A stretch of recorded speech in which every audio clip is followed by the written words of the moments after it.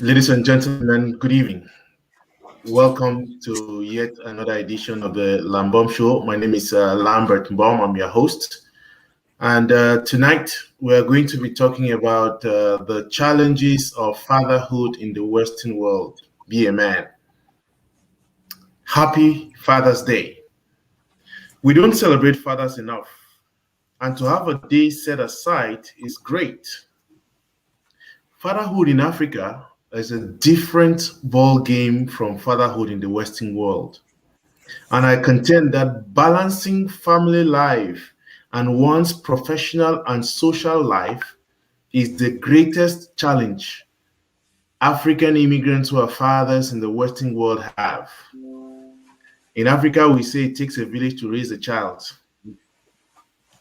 You can't say the same about that in the Western world. So it's always going to be about the balance. Childbearing is not the exclusive preserve of the woman.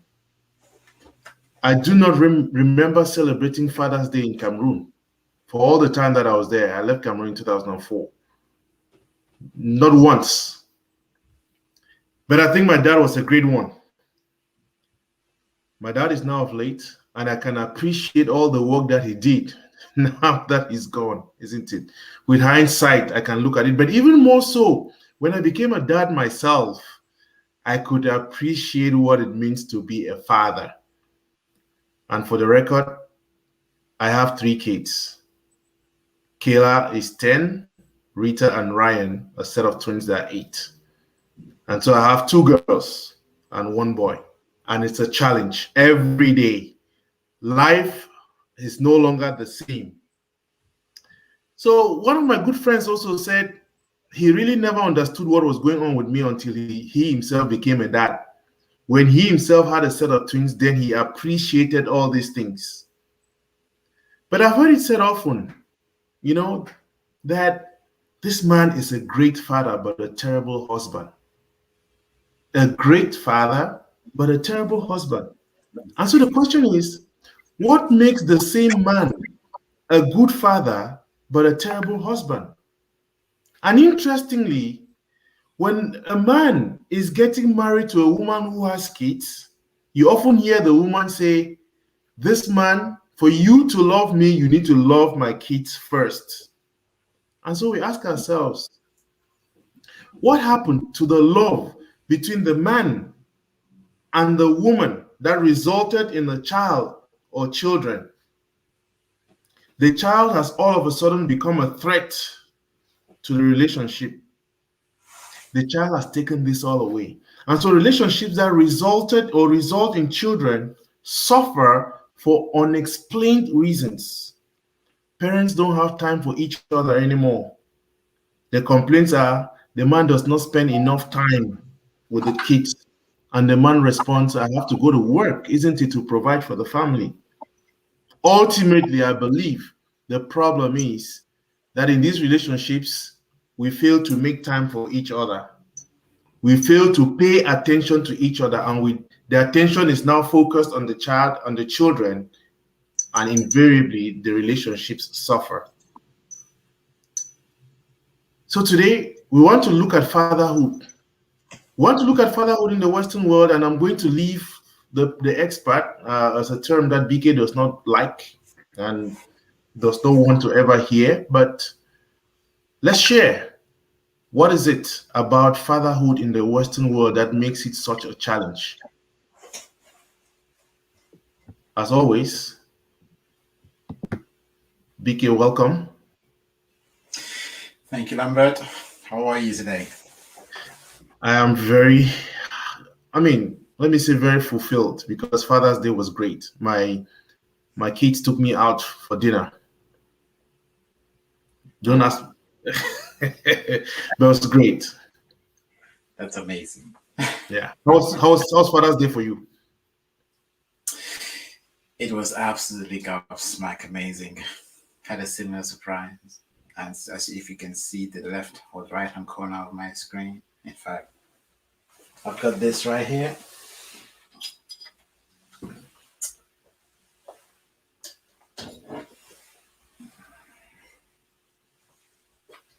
Oh, Do you see wow. that?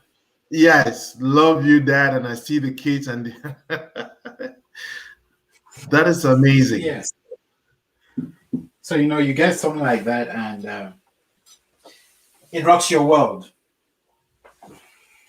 I was so moved by it, I had to write about it. It was originally not my intention to write. Then I realized if Father's Day came and went and I didn't do anything about it, then something was really wrong, especially with an inspiration like that. And why do I say so? I always like to start with a story. Fatherhood is not something that anybody can say they are an expert at, and that is the beauty of it. Because the moment you become an expert, the moment you know anything to a point where you don't need to learn anymore, that is the point at which you start failing at that thing, regardless of what it is. And kids, and they are just an amazing example of that simple fact. They will test you. They make sure, see, they come into our lives and they make sure that we get things right. And so if we're getting things wrong, they punish us. If we're getting things right, they reward us. As you can see, my lovely trophy there. I didn't expect it. But when your own kids recognize you in a way that you did not anticipate, it encourages you on a whole new level. And the fun is sometimes even when you think you're getting things right, they do stuff that will make you want to jump out of your skin. It's almost like a provocation. It's almost like they're testing to make sure that you didn't just get it right by chance, but you got it right because you've actually come of age. You've actually grown to that point where you are deserving of the title dad. And I thought that was just absolutely gobsmack amazing because my kids walked into the room and they said, "Hey, here's to you for being the dad we always dreamt we would want to have." Sometimes it's cliche. You would think this is what kids say to you, but it was more than just words that they put together. It was just more. It was by far more than a collation of words. These are your kids actually stringing sentences together and giving you examples of what you did, when you did it, how you did it. Daddy, your ability to just let go sometimes when things are really when we have messed up. Your ability to tell us it's going to be okay and to calm us down when we're losing the plot. To show us different perspectives in life. These things you do and you don't realize how much they impact, how much of an impact they have on us. And they're playing all of this back to you. I almost descended into a pool of my own tears. For someone who doesn't do titles, someone who doesn't get all emotional and all sentimental about anything and everything, because I want to put things into perspective so I don't get attached. That was an that was a moment, and I get emotional right now just thinking about it. It was a unique and it was a special moment. It took me to a place I still am at. I got lost in that experience, and it was just a beauty. I'm not going to use this session to talk just about this story, but just thought I'd throw this out there, just to make you, just to share with our audience, share with you what it is to be a dad and the experiences and the rewards that you go through and what it does to your heart. No amount of money. There is no amount of money out there that could have paid for what I felt when they said what they said to me in this room or in this study or office, as I still call it, my little sanctuary yesterday, because it all happened right here. And I've got some chocolate to go with it.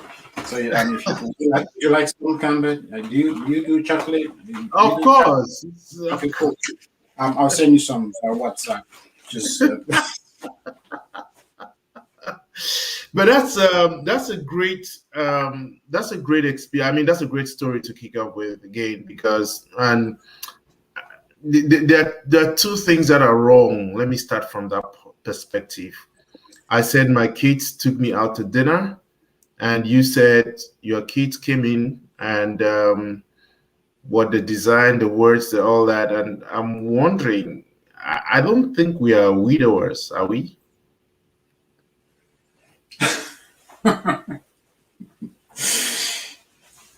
So So why would you say I'm interested. I'm curious. I love the fact that you brought this because there's a lot of content in there. So let's go in and mine and tap into that content. And you see, Lambert, this is what I love about this show because we never know what it is we're going to talk about. We don't know what's going to crawl out of the woodworks, but that's plenty of content right there. So hey, let's dig in. Um, why would you why would you say widows? I hear the question you're asking, but our audience, do not hear the question. So why don't you put it yeah, out? because again, I ought to, because again, the idea of my daughter is, I mean, Kayla is turning 11 in October, and the restaurant we went to was an upscale restaurant, so I don't expect that Kayla would have chosen that restaurant. I don't expect Rita and Ryan, who are 8, to have done all that, isn't it? But I know that it's a conversation that they had, okay, and with their mom, and their mom would have now chosen the site because they specified what they wanted, and But again, in saying that Father's Day was good, there are two things that very often you put away. I mean, the flip side before I come to it is that on Mother's Day, when we are asking, we say, "Oh, Mother's Day is for you and your kids, isn't it? It's not for me. You and I. I'm not your mother, isn't it? She's not my mother. My wife is not my mother. So Mother's Day cannot be me celebrating her, isn't it? That's meant for the kids to celebrate her. But I have to make sure that the kids celebrate their mother. And so on Father's Day, I'm not her father, okay? But the kids, because of that, and all I'm trying to say is, which is where the problem we're trying to address today is coming, is about the relationship between the man and the woman that results in the children is something that is broken fundamentally when kids come in, because we don't put that balance. And I'm just saying from the outset, we fell into it because all of us just said our kids and we're good, nice things, woman in the background. Okay. So multiple touch points there. Let me see which one I will clutch at first. You made a statement that it looks like when two people come together and they get married and kids are involved, then something is lost. Did I hear that bit correctly? Correct. Okay. Let's go back to the beginning, Lambert. Can I just check that you can hear me loud and clear? Perfect. I can hear you here. Oh, let me pull my mic. I think I now know why I was feeling a bit conscious. The mic was all the way out there. All right, cool. So let's go back to the concept of marriage. We defined it last week. That's the beauty. So we can pick up from there, use it as a springboard to start this conversation. Marriage is an enterprise between two people who have been consumed by the concept of love. That love consummated results in what we call the child. Is that a fair definition? Correct. So the child is a product of love. If a child is a product of love, it means that child is born of love. If the child is born of love, if love is the thing that brought this child to life, the childbearing ingredient, so to speak, the childbearing spark, what do you think this child is going to demand of the two people who brought it to life? The same thing that brought it to life, love. Love, exactly. And if that thing is absent, what do you think it's going to cause? Friction, discord, disharmony. Is that a fair point? Absolutely. And Lambert, this is the beauty about God. Every relationship has been designed, handpicked, tailored, shaped, morphed, predestined to carve and bring out a particular thing within us on our journey. You know, that journey of life, which is a terminal disease. So you would notice that every relationship is responsible for taking us down a particular lane of enlightenment. And you would notice as well that love has got several flavors. which unfortunately are not celebrated in the English language. So every language is as rich, or every culture is as rich as its language, even when it comes to values, mores, ethos, principles, and the like. The disciplines that define the culture, the richness of that culture's language will actually eventually translate into the riches in that particular culture.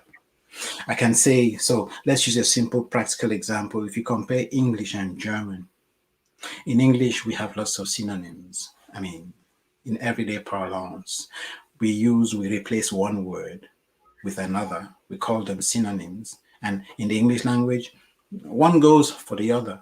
You can interchange them.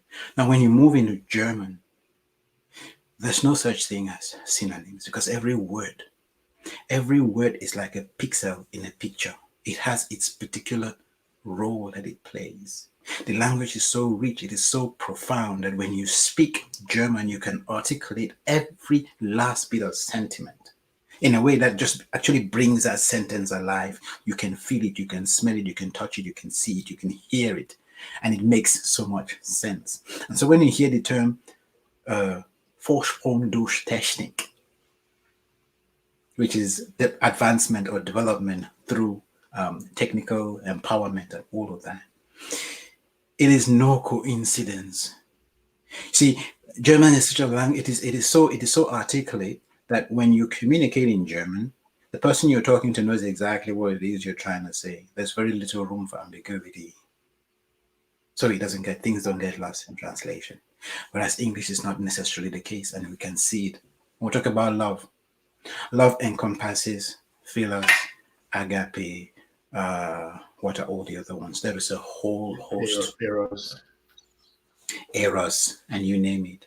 So in order not to go too deep into Latin, which we have to borrow in order to have this conversation, and you start seeing the limitations that we already have. Notice if you can't even express something, you don't know it exists. How are you going to understand it if there's no term for it? We just everything is summarized and encompassed in that word love. Whereas the love that I have for you, Lambert, is different from the love that I have for an acquaintance. It's different from the love that I have for my wife or my spouse. Yeah, my spouse. It's different from the love that I have for my kids. It's different from the love that I have for myself. Is different from the love that I have for my sibling, my brother, my sister, the love that I have for my parents. So these are all completely different things, and each one is designed to bring out something else within me. And until all of these come together to contribute their respective active ingredients in the soup, the prebiotic soup that I become when I find out who I am through the process of enlightenment, ultimately to that place where I manifest who I am, which is what's the word we normally use? Self actualization. Now, until I come to that place of full enlightenment, I cannot fully self actualize. I need to understand and be able to articulate and express, develop that love for my spouse. And if it's really rife and present, my kids will test it. Did we come together for the right reasons? Are we just cohabiting because we need to survive? Are we just there for our sexual pleasure to satisfy our carnal desires? What is it that really brought us together? Are we just ticking a box because, oh, it was the right time to get married? I had the big car, I had the big house, I was achieved, had a bank account, and getting married was just the next logical thing to do. Woe betides me if that's what it was, because the moment kids come into place and come in play, they will take us back. They will do a replay, a rewind, a review, and a replay.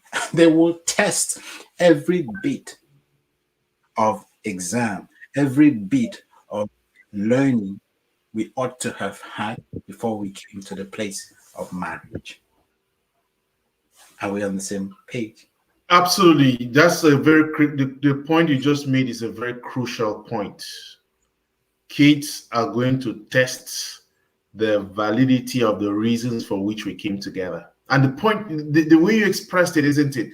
So why did we get married? Was it just checking? That's one thing I had to check off a box. I had a Yeah. car, I had a home, and now time for kids. What is it? And they're going to test all that. And I think very often that is where the problems start coming. They start revealing that one, nobody is ever really ready for marriage, but then the reasons why we actually got married, isn't it? Why we actually got together. And again, that really puts it into focus because I believe, like I said in my intro, the balance, you can only be balanced if the reasons for which you intended this whole process are pure reasons, isn't it? I don't know what pure reasons are, but I don't think that if you are not prepared for that, when these kids start testing these things, you're either going to crumble under it or you're just going to exit. Because again, the original intention has been tested and proven to be a lie. And I think that is why it's challenging. The challenges we're talking about in the Western world, they come to fruition in this sense that these relationships are tested. And a friend just put something in which I'll come to it about a supportive system. It depends on what that supportive system is. Once that is absent, then that becomes a problem. So how do we respond then in the face of this challenge? The child is testing the veracity, the authenticity, the genuineness of our relationship. How do we respond to that? Yes. Thank you. I like the choice of words. How do we respond? As opposed to how do we react? Notice that in life, growth happens in three stages. And where we are, what we are faced with, pretty much gives us an indication of how far we've come. So, what these kids are doing, I use the word test. Really, they're not testing, it's an invitation for us to come up higher. You see, because don't forget what we said last week. Marriage is about me deciding that you are the person with whom I want to grow. And in order for me to grow, I'm going to have to lay out bare who I am. I'm going to have to be vulnerable. I'm going to have to accept that I don't have all the answers. And I'm going to accept that, like two hands working together. Until those two hands come together, they will not be able to build the synergies that will allow them to cross that next bridge and to cross all the other bridges that are downstream. I'm going to have to come to a place of self-realization and understand that, like a hand in a glove, it only works when when they go together, and when they complement each other. And that's the whole question of vulnerability. So I'm going to have to be vulnerable with you. And I'm going to have to learn to understand that you are my crutch. I will lean on you from time to time, just as you will lean on me. I need to come to that place where I realize I do not have all the answers and I stop trying to be the answer to everything. Because that is usually the problem. Let my vulnerabilities not become insecurities because I start feeling inadequate if I can't provide all answers, or if I don't feel like I'm respected, or I don't feel like I'm appreciated, and all of that. These are signs of my vulnerability becoming my insecurity. So, are these tests? No, Lambert, they are not.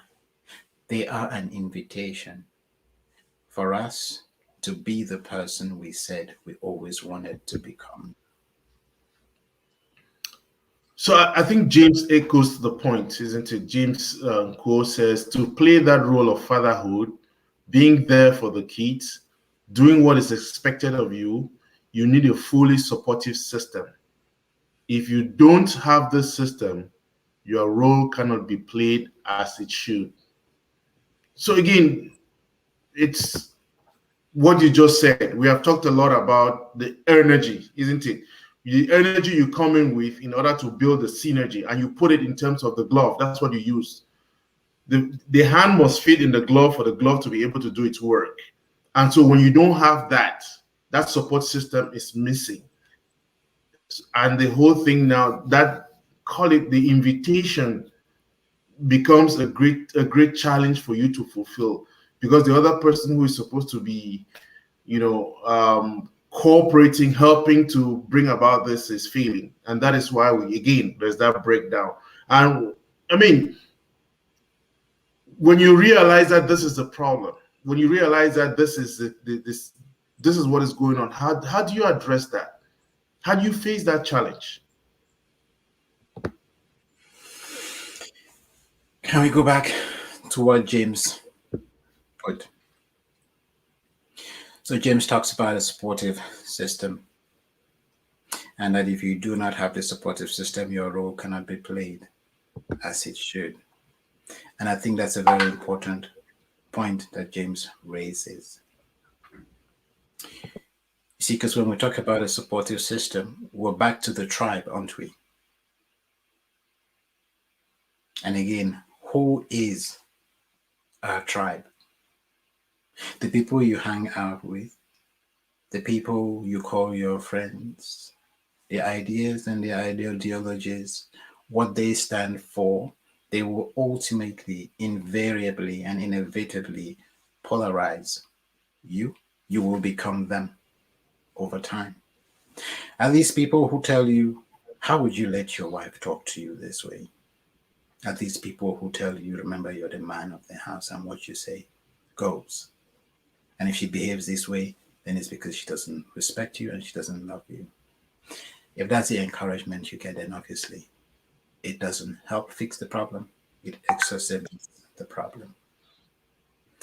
And so to come back to when you realize that the other person is not where they should be in order for you to grow, how do you deal with that? We come back to our theme of last week, where we agreed it's never about the other person. And that person's inability to show up is your invitation to come through for them. I'll say that again. That other person is no different from the child who invites you to grow. When that person doesn't show up, what do you and I see, Lambert? We can see one of three things, which is what we see throughout life. We're talking about marriage, but it could be a placeholder for anything else. You see, when we go through life, there are three challenges, though. There are three things that are akin to growth, and they tell us where we are and how we're doing based on how we feel. When life throws a curveball at us, it could be a spouse who is challenging us. It could be a spouse who is, quote unquote, despising us. Because again, despise means absolutely nothing until we give it meaning. I'm sure we would all agree to this. It could be a spouse who doesn't love us. And again, not loving us is a figment of our imagination, because we are going to define love based on our terms, not necessarily love as they understand it or as they would want to give it to us. We define love based on the way we want, the way we see it, and how we would love and prefer to receive it.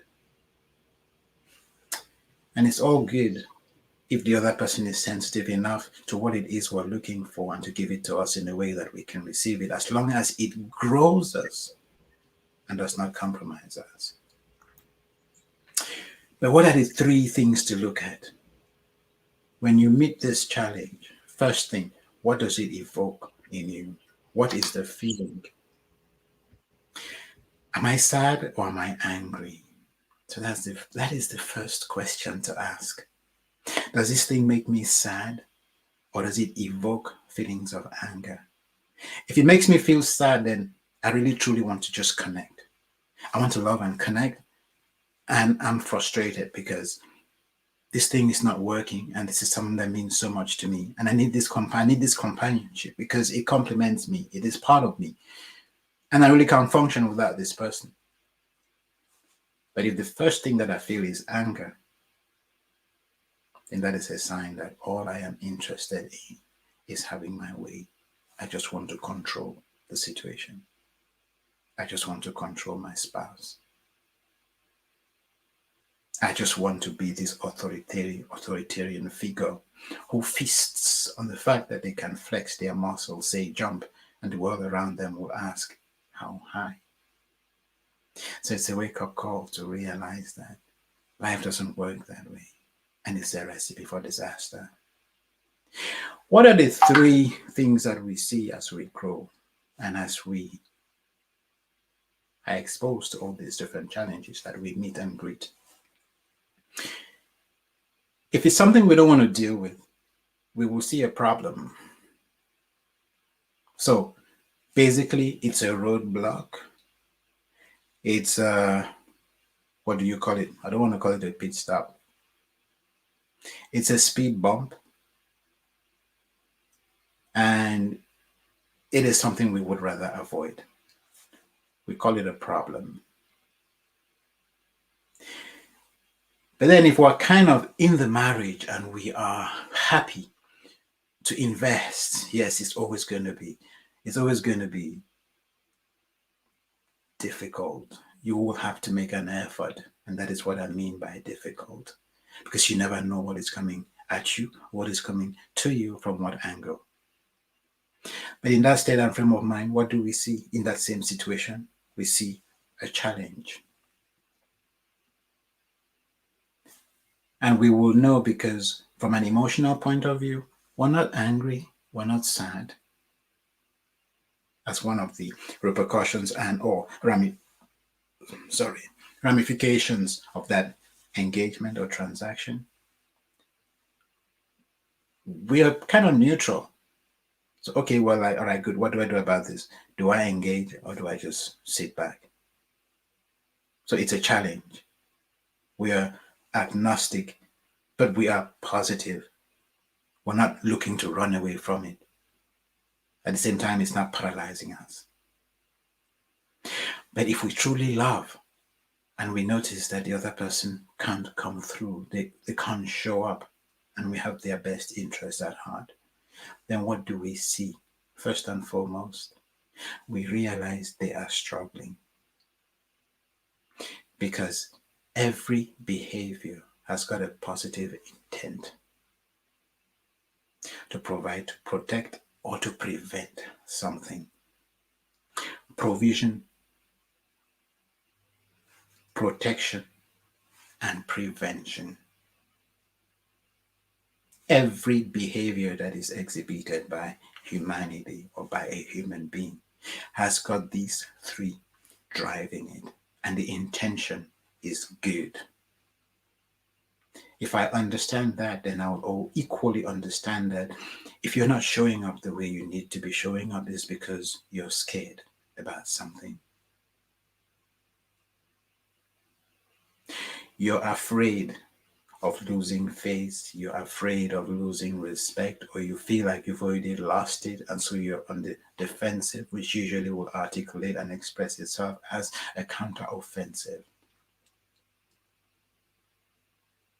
So that will be my level of understanding. I will have that maturity to see that if in the past you showed up and you were present and you engaged and you expressed love, then that love is in there somewhere.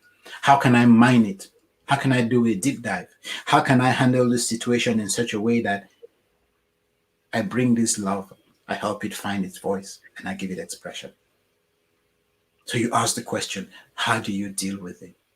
You start by understanding that it is an invitation for you to show up and for you to become a husband. And if it's coming from your child, then obviously it's an invitation for you to show up and for you to be a dad as opposed to a man or a father. And if you're dealing with your spouse, an invitation for you to become a husband as opposed to a man.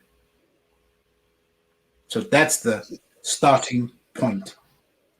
Stopping, reflecting, introspecting, and asking yourself, what do I do to put this whole thing right? So So that's the starting point.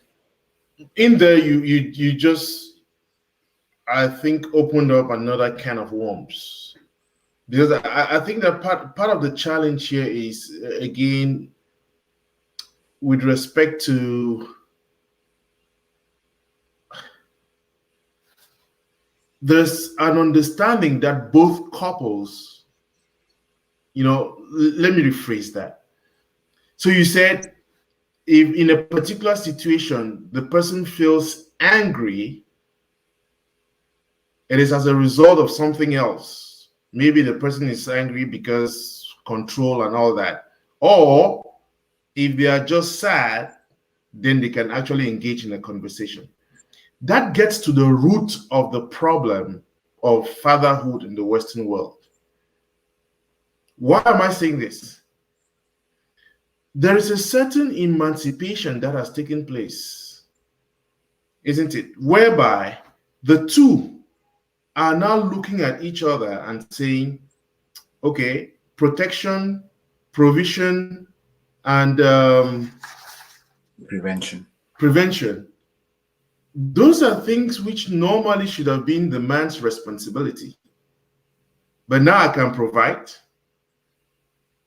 I can prevent, I can protect. So where is it? I'm showing up now as what? Therefore, I mean, let me be banal in the way I express this. So, and again, we talked about tribe earlier on, but this is the point. I grew up in a family. I mean, there are five of us. There's not a single time in our home when we did not have our aunts with us. My mother comes from a family of 10.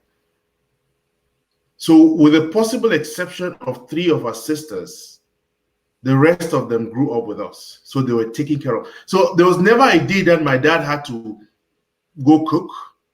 Never a day that my dad had to go wash, do any laundry. Never a day that I had to do any of the other things, isn't it? Traditional things. His role, provide. My mother was a teacher. So my mother also had brought home some money, isn't it? So there was no competition there. Now, transfer that, take that scenario here.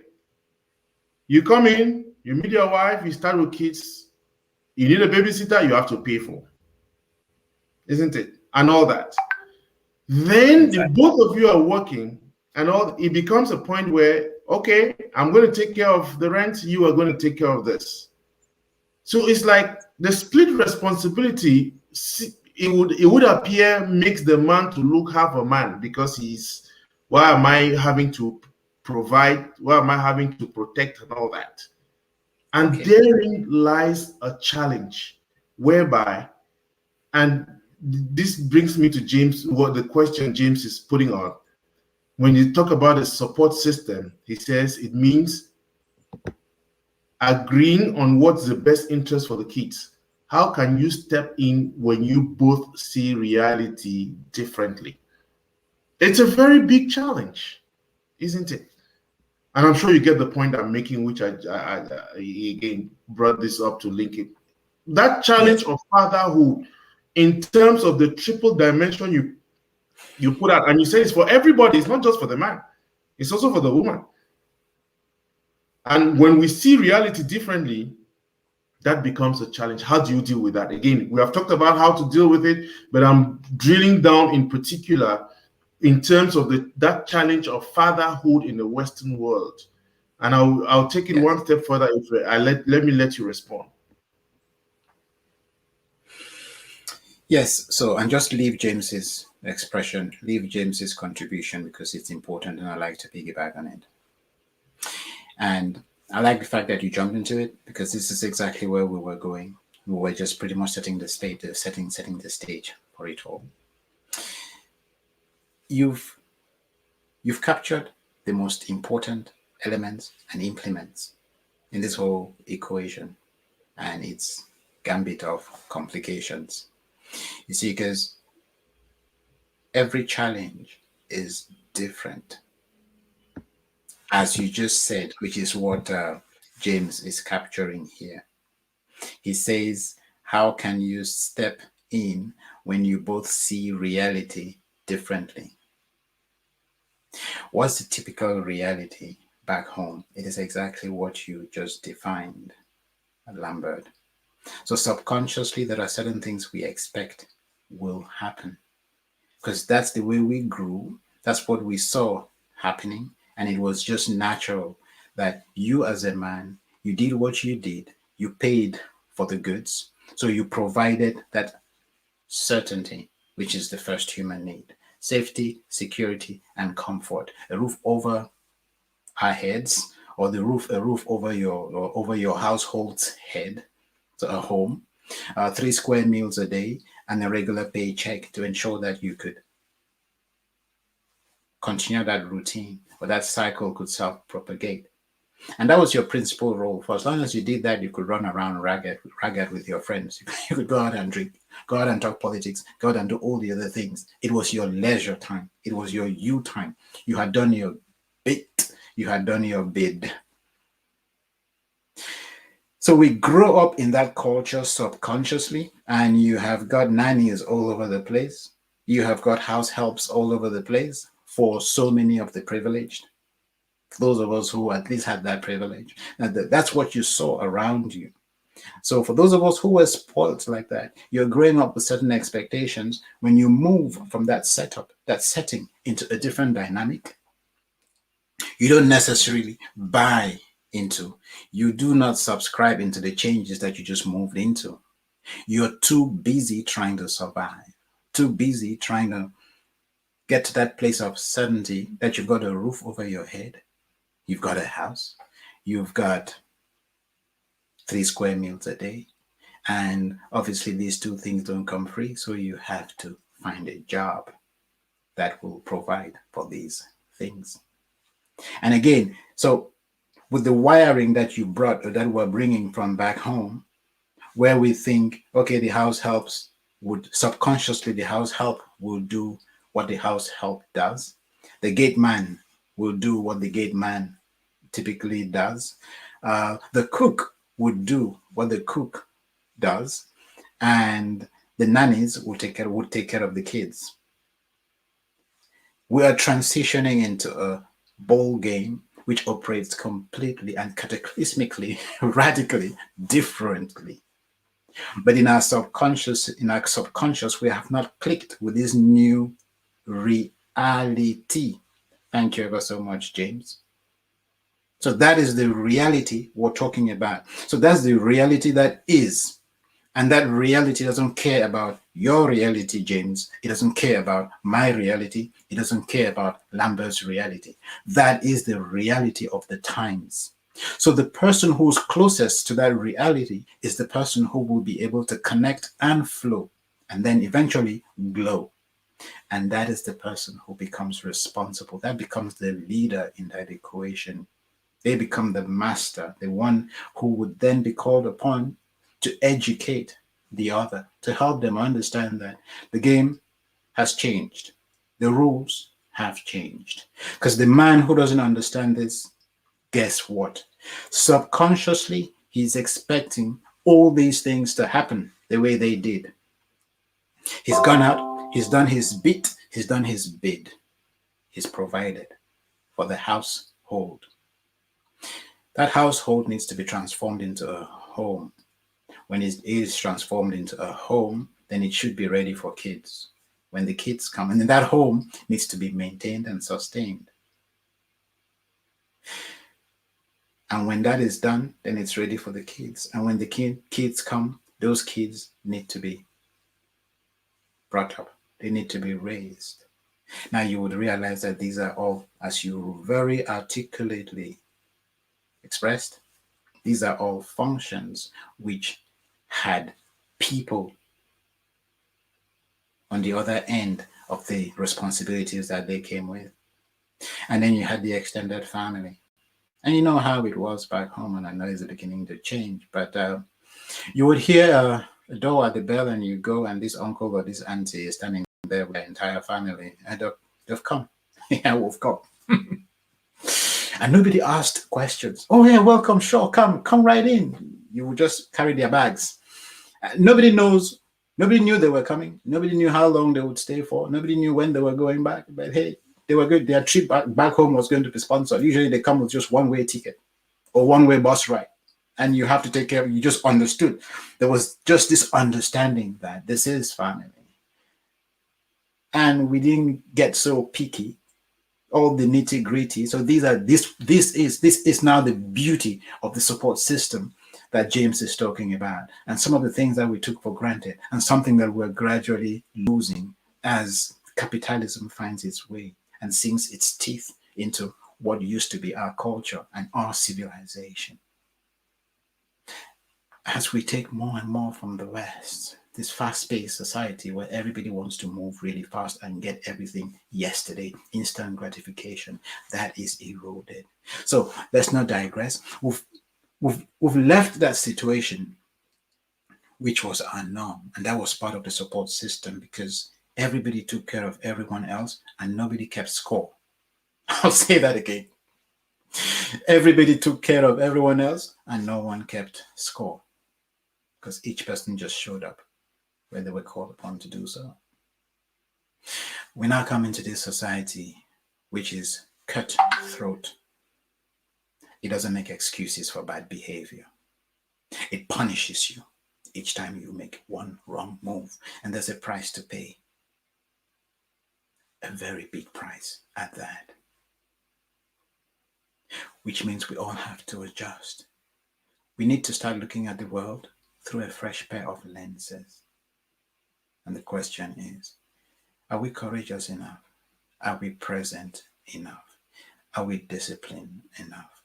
Are we responsible enough to take that bull by the horns and start by asking, what am I doing wrong? Before we go to the, what are you doing wrong? And then get to, how do we address this in one accord and with one voice? That is a very great, call it paradigm. What am I doing wrong before what the other person is doing wrong? And above all, how can we fix it? And I think that is, if you can summarize everything we do here every Monday, it has to do with something about synergy, which is a very great, I mean, it looks simple, but I don't think we take enough time to meditate, to think through it. And again, because of this issue of fatherhood, there is something about being a father in the United States fundamentally different from being a father in Africa. We have established that. And it's because our subconscious minds have gotten used to certain realities that we want to transpose. I think not the right word. We want to copy and paste in a different environment. If you know anything about computers, and I don't know anything about them, to be able to copy and paste, you must make sure that the environments, the ingredients of one environment must be present in the environment. They're compatible. Yeah, they must be compatible. But it seems as if we just want to copy and paste without looking at the environments and taking care of those. And again, the issue about something that you just said is, we always want to be right. And can I just say something, Lambert? Right. There's a bit which there's a missing link which I just want to throw in before you pick up. Mm-hmm. So we talked about this transposition, this copy and paste, and all these different roles, which were by and large handled by different people based on the responsibilities that they came with. Now, out here, who do you think has to play all those roles? Who becomes the house help? Because for the man, he's done his bit, or he's doing his bit. That whole certainty thing of provision. You want to provide, you want to prevent harm coming to the family, you want to provide securities, you want to protect, so you want to ensure everyone is safe, secure, and comfortable. I want to talk a bit about this as well because safety, security, and comfort out here has a slightly different meaning. But before I come to this, it's amazing how the ideas are just flooding in. I don't know which one to download first, but then going back to these different roles subconsciously, who does the man expect will fit into these shoes? The one person they have around them, right? So subconsciously, there's that expectation that the wife, who now, by the way, has to work, does not enjoy the luxury of being able to decide whether or not she goes to work, especially if these are ambitious people who want to live in a super nice neighborhood and all. And if the woman as well is someone who wants to become enlightened and eventually uh, find her space, find her place in society to make a contribution, serve a purpose that is bigger than the self, then you realize she can't even be at home. She hasn't got that luxury of being at home because she's called upon to be a lot more than that. Although being at home and taking care of the kids and the home is the hardest job on the planet. And it gives you training that you would not get anywhere else. I thought I should make that distinction extremely clear because you're bringing and training leaders who will test every single thing in you. And that is the beauty of the West. It ensures that everyone is growing. It ensures that everyone has an opportunity to become fulfilled, to identify who they are as a person, because everyone is going to have to make their own contribution. At a certain point, even the kids become a part of that community and they take on their own roles. Like my kids would hoover. There's the one that hoovers, there's the one who does the dishes, there's the one who takes out things from the laundry, who takes the clothes, the laundry out of the washing machine. There is the one who these tasks obviously they take care of their own rooms. So you notice everyone is called upon to become enlightened, to grow at a much younger age. Meanwhile, what is the biggest challenge? If you're coming with a backlog, if you're coming with the old school ideas, then those will have to resolve within you for growth to begin. Because otherwise, you expect your wife to become the house help. You expect her to be the cook, you bottle wash. You expect her to take care of the house. You expect her to go out and work and at least contribute somewhere. And if that whole thing is on his head, then you may be the one out of the job, which means she's the one who goes out to work, in which case you have two problems. You can't cope or deal with the fact that you don't have a job and now she's the one providing until you realize that provision has got multiple meanings and it's not just the little. Oh, I thought we had lost you. Oh well, you've come up a lot clearer now. So yes, until we realize that the whole concept of being safe, secure, and comfortable, and that provision is not physical anymore. We know that depression.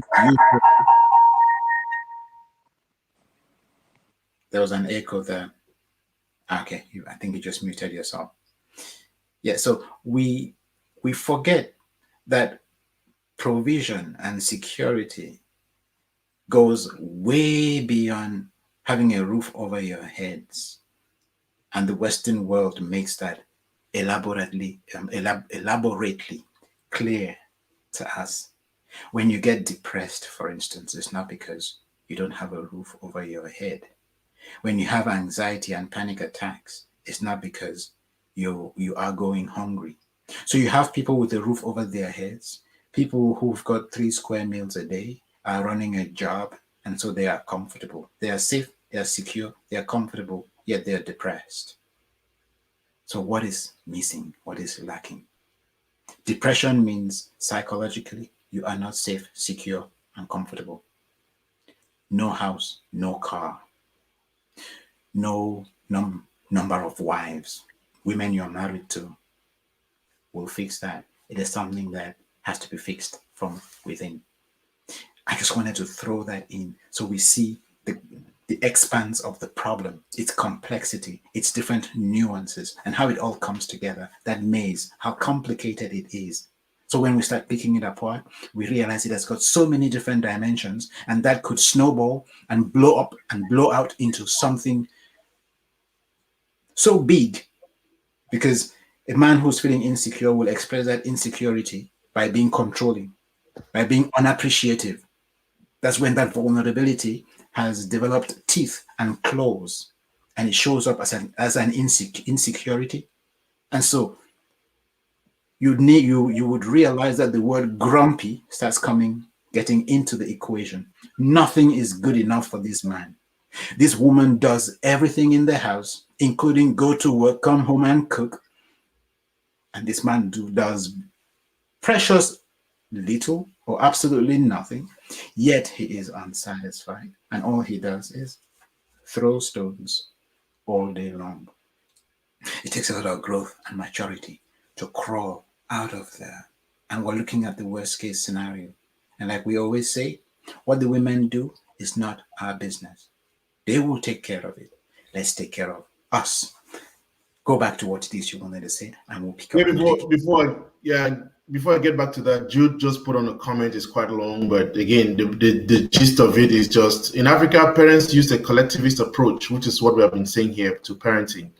Within the collectivist approach, extended family and the community, rather than the individual, are the basic fabric of society. Disciplining kids is a collective responsibility. In the Western world, the rugged individualism of the capitalist system valorizes individual needs and achievements, and strategies put in place are to promote children's autonomy and independence as well as personal freedom. The present dynamic is a challenge that immigrant parents grapple with. I don't know why I cannot see the end of that. But again, it's to the point of collectivist versus individualistic, isn't it? That autonomy, which is a problem, isn't it? Each of us, we want to go our way. We want to do it our way. So is the thing that James mentioned earlier on in terms of the support system. The father cannot be a father if there is no mother to support the father, isn't it? And the mother cannot be a mother if there's no father to support the mother. But when fatherhood and motherhood are in competition, there's a problem. And I think the competition also comes in when, like you say, the vulnerabilities become insecurities. We become so insecure because we think that, and let me use this as an example. The man wants the child to do a particular thing. At every 5 p.m., I don't want you to touch the computer. I want you to read a book. And the mother is giving counter instructions to the kid. No, it's okay to do that. Go ahead and use the computer. You can go on later on. The man feels slighted, shuts down, and does not want to get involved in that situation anymore because he sees that every time he gives instructions, it is counteracted by the other person and is causing animosity. And in order to move away from that animosity, lets her then play the okay, continue that. I'm going to let you do that. And so that builds up and becomes something bigger later on. When, to use the analogy, the phrase you used earlier on, if it makes you angry, then you need to check yourself. If it makes you sad, then we can start a conversation. You know, the problem with the fatherhood issue that we are dealing with here this evening is the insecurities that show up as a result of our reacting to situations rather than responding to them is making fatherhood kind of a big challenge, if you see what I'm saying. It does. So I think there is something to recover about that collectivist. And I mean, when you ask the question about the transposition of the roles, who is playing the role of the babysitter, the one that was supposed to be, who is playing the role of the person who's supposed to be cooking food, who is playing the role of the one who is doing the laundry and all that, isn't it? The man, for example, where you find a man picking up those roles, he starts service. And you talked about it. Your friends are like, you can't allow that to happen. You are the man. Be a man. Why would you allow your wife to be doing that to you? Then it starts looking as if there's some life in America, life in Europe is such a terrible thing because our wives are allowing us to change diapers and to cook food and do all these things. But it's just because there's a mindset that we have not been able to move away from. And because we have not moved away from, is becoming such a daunting enterprise to engage in. What do you think? Yes, that is so true. And while we're on the subject, because there's another there are no other things I would like to touch on. Can you bring up what Jude said? Okay, let's just have that on the screen because that's very important. Also, you talked about the fact that you eventually come to this situation and to this scenario where the woman is giving or the man gives one instruction and the woman circumvents or undercuts the instruction with a different decision. So you would notice that this, for instance, are already signs and symptoms of a deeper underlying problem. It already tells you that there is no cohesion in the family, there's no unity within the family. They're not speaking in one accord, they're not speaking with one voice. And it's an opportunity to get that fixed before it becomes a bigger problem.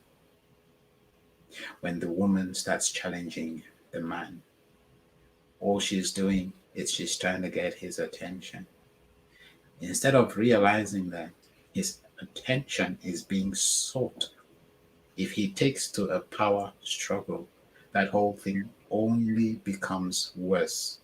Because a woman doesn't pick up a fight, she's not ready to fight.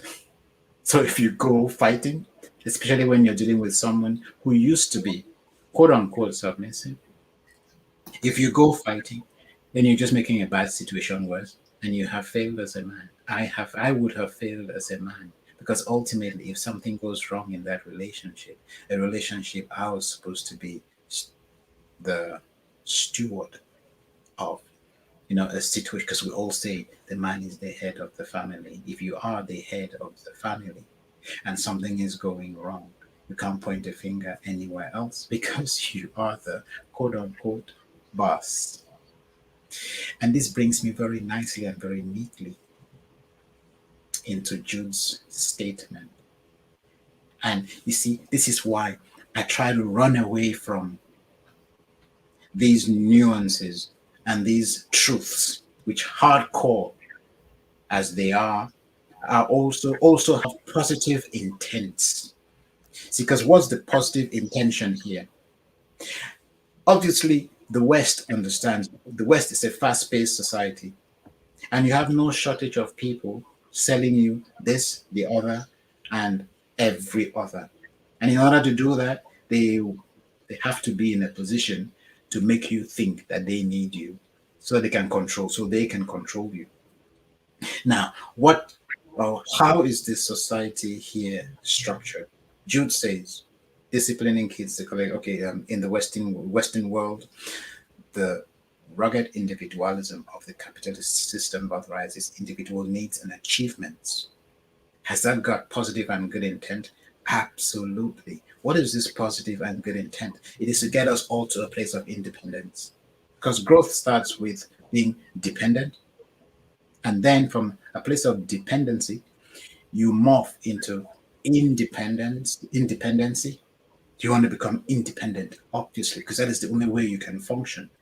And the good thing about this, about the this structure within the capitalist world is the fact that the sooner you are independent, the sooner your parents can let you do your own thing, the sooner you can take full responsibility for your own actions. So by and large, as I said, everything has got positive intent to protect. Independence will protect you because you can take your own steps, you can set your own bearings, you can decide where you're going. Prevention is going to make you take lucid decisions, sensible decisions that actually grow and not necessarily deplete, empower and not deplete you. So protect, prevent, provide. You actually come to a place where you can make logical, rational decisions that will provide for you. And you can provide for yourself within acceptable limits with the resources at your disposal. So that is the beauty of that environment because it is preparing people to cope with and cope in its fast-paced nature. And then Jude goes on to say, and the strategies put in place are to promote the child's autonomy, which is exactly what I was talking about, and independence, as well as personal freedom. And again, freedom with responsibility. So you've noticed that the although the intention is good, as human beings, what do? Of course, we cherry pick, right?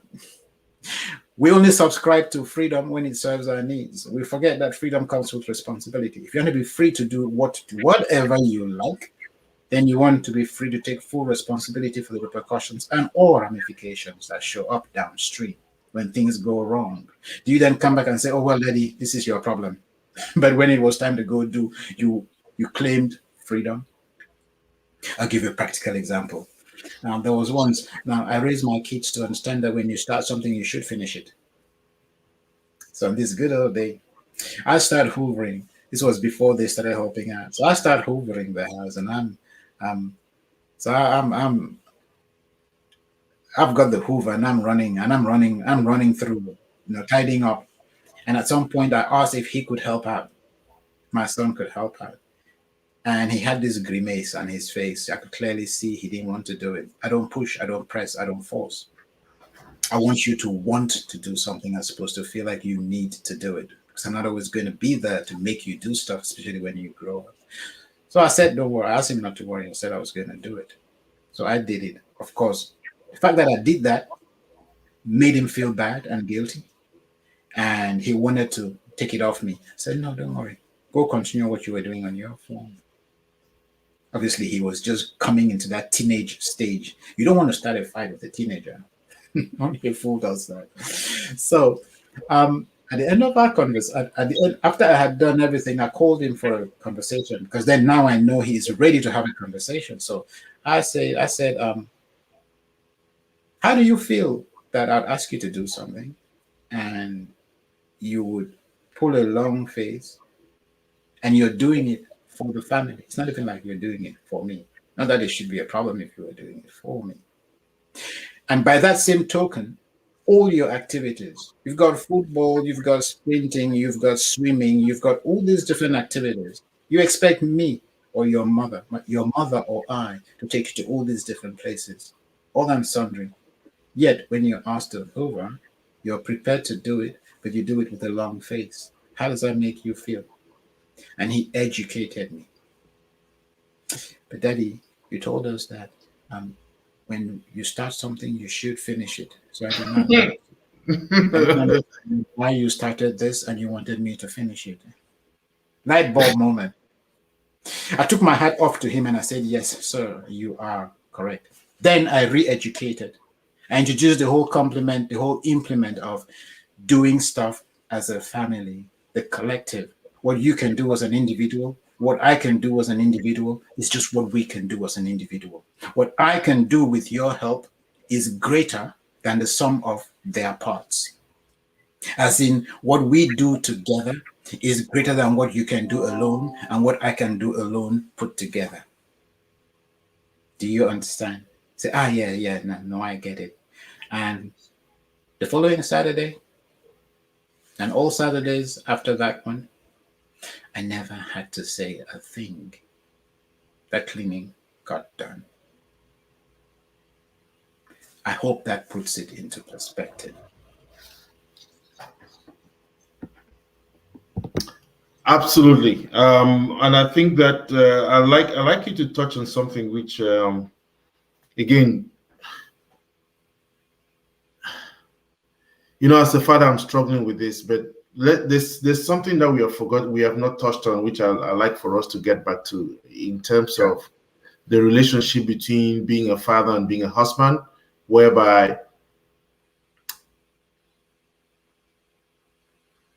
it seems as if fatherhood takes away the fact of being a husband or is in competition with being a husband. And it's that love that you find that there's no doubt a third party. And because there's a third party, definitely things cannot be the same.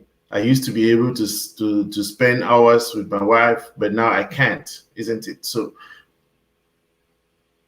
it makes fatherhood in a sense difficult because of a certain inability to be a husband, given the fact that you want to throw the responsibility on a child. And you find Um, that, yeah, you find so that it is something that happens. I mean, it's not, I mean, I'm talking about it as a man, but if you look at it from a woman's perspective, the child is something, is someone that they really hang on to. And hey, before I did not have somebody to hang on to like this, I was hanging on you. You can go now if you want to. At least I have something precious. And so it seems as if the child becomes a trap for the man. Either ways, there is some responsibility that you have to take for the child, which takes away from being a husband. yes, Lambert, thank you so much for that. You know why I'm laughing? Oh, Because we are all so full of it. Let me explain. Let me deconstruct. Um, you know, we all go through experiences, and at the end of our experience, we delete, we distort, and then we generalize a reality to suit our twisted intents and purposes. And I mean this in a very nice way. I'll say that again. We delete, we distort, and we generalize our experiences to suit our narrative after the fact. Why do I say so? If a child comes into the equation and both of you had a solid relationship, because don't forget what we said at the beginning, this child is coming to test that relationship. It is coming to test what existed before it showed up. It is there to validate that what you two think you have, you actually have. I'm sure you would agree with me that where there is the will, there is always the way. Because it doesn't matter what is happening in your household. It doesn't matter how busy you are. If you have an emergency, you make time for it. It's simple. No ifs, no buts. True or false? Did I hear an amen to that, Lambert? Was that true or is that false? Lambert, are you with us? that's true. Okay. So that having been said, I've lost my train of thought. Let me do a quick rewind. So What is it? Yes, what is you were talking about deleting, yes, distorting, and generalizing our experiences exactly. to Yes. suit And I our said narrative. exactly. And I said that if there's an emergency in your life, you show up, you make room for it and you accommodate it and you deal with it. And we agree that is a fact, right? Absolutely. So if your wife actually had a place in your heart and you had a place in her heart, and this was manifested in the way you lived, nothing is going to come between that. Your wife will not find herself in a position where she is clinging to the child for dear life, clinging onto the child like life support. That alone, in and of itself, is a sign and a symptom of what was missing before the child came. Should I say that again? Of course. So that is a sign and a symptom of what was not there before that child came. Because the child has shown up and now this wife has, or the wife has some place you can go. How was your relationship before the child? came onto the scene is the question I would ask.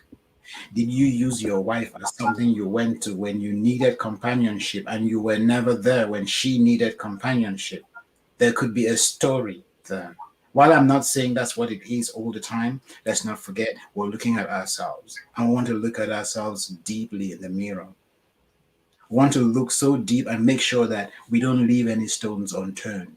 We want to make sure that there is no area in our lives which we consider as a taboo area, because that's where all the demons go to live.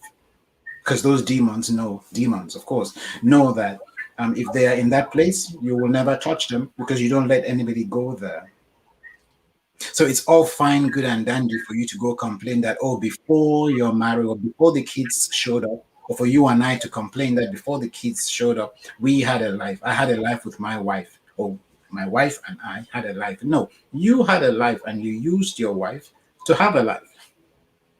And now a child has come and it's her turn to make sure that she has a life. And so she can't quite make the time for you anymore because you're not priority. She was doing her best to work something out for both of you, and you were doing your best to get everything that you could have out of the union at her expense. That's what I'm hearing there. Because that is the only thing that would make some person who was all over you like flies at a thud, all of a sudden, to do a foolhardy circle, 180 degrees, abandon you, leave you in the middle of the road, hang you out to dry, and find every excuse to be with the child. Did I touch anything? So I think where I differ is that becomes you fall into the same critique that you are giving in terms of generalization, isn't it? And I get it. Yes. And what you mean by that is just that If something is wrong, let us start by looking at ourselves. yes. Again, I'm saying this in terms of the fact that I think there are situations where maybe not a problem is that the people were not aware that this is what was going on.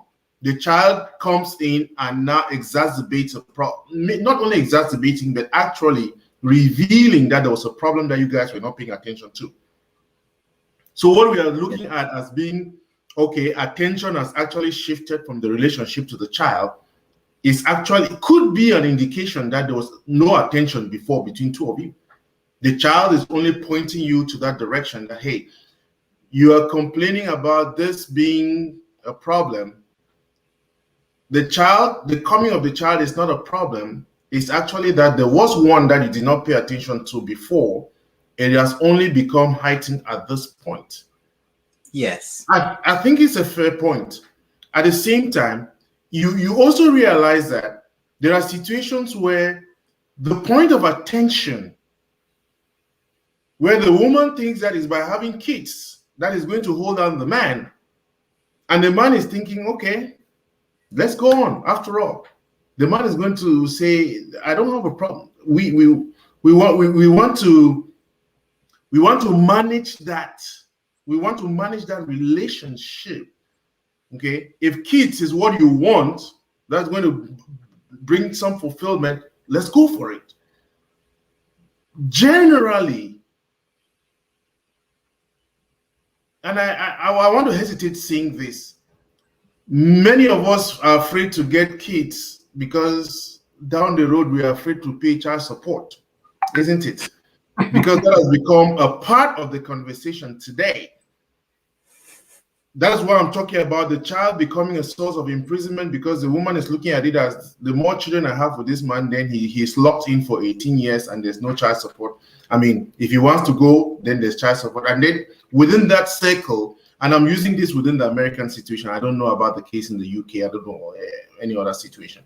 But I'm saying now the children become sources of friction, where the man starts saying, oh, so you were trapping me in order to have this kid, so that then, and all that dynamic. I guess you get the point I'm making. So much so that it no longer just becomes the problem of attention. It is more the fact that somehow, if you want to go away, you will go away with knowing that you have to pay something in the end. Yes. So, Lambert, and here's the thing. Remember what we said at the beginning?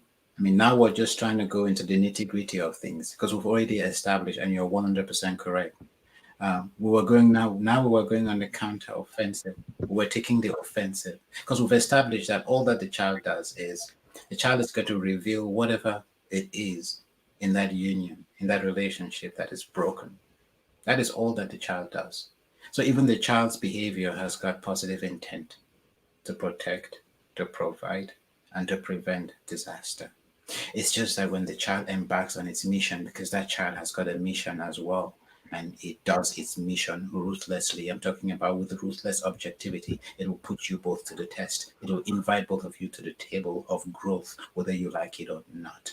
It's either you do it or you go your separate ways. And so it could be any number of things. It could be what is it that was missing before the relationship?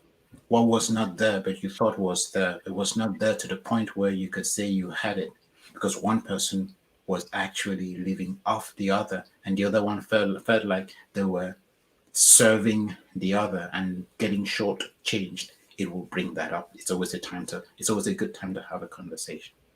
It could also be that the terrain has changed. See, because if you're in a circus, for instance, and you have these people who work with wild animals, they're working with tigers and lions. These are not domestic animals, these are not pets. They're used to a particular routine, and that routine is stringent, which means if you throw any foreign object into that scene, if you throw anything foreign into that cage or onto that stage, these animals, something in their natural instinct is awoken, and that is how you have accidents in on most circus platforms. A strange thing that happened that did not normally happen as part of the routine. So the whole dynamic changes, and everybody has to adjust, and some have to survive, obviously, otherwise they become dinner. So it's the same thing. If you're used to driving a car and or you're used to riding a bicycle and I put you in a car, it's a different challenge. Don't try to do what you did on the bike in the car. It's not particularly going to help you. And if I move you from that bike into that bicycle onto a motorcycle, some things will be similar, but the challenge now changes completely. And you're going to have to accommodate other things that you were not really accustomed to or you were not used to. Worse still, if I take you out of there and I drop you into a cockpit, it's a completely different thing. Certain things will have to take the back seat while you familiarize yourself with that cockpit.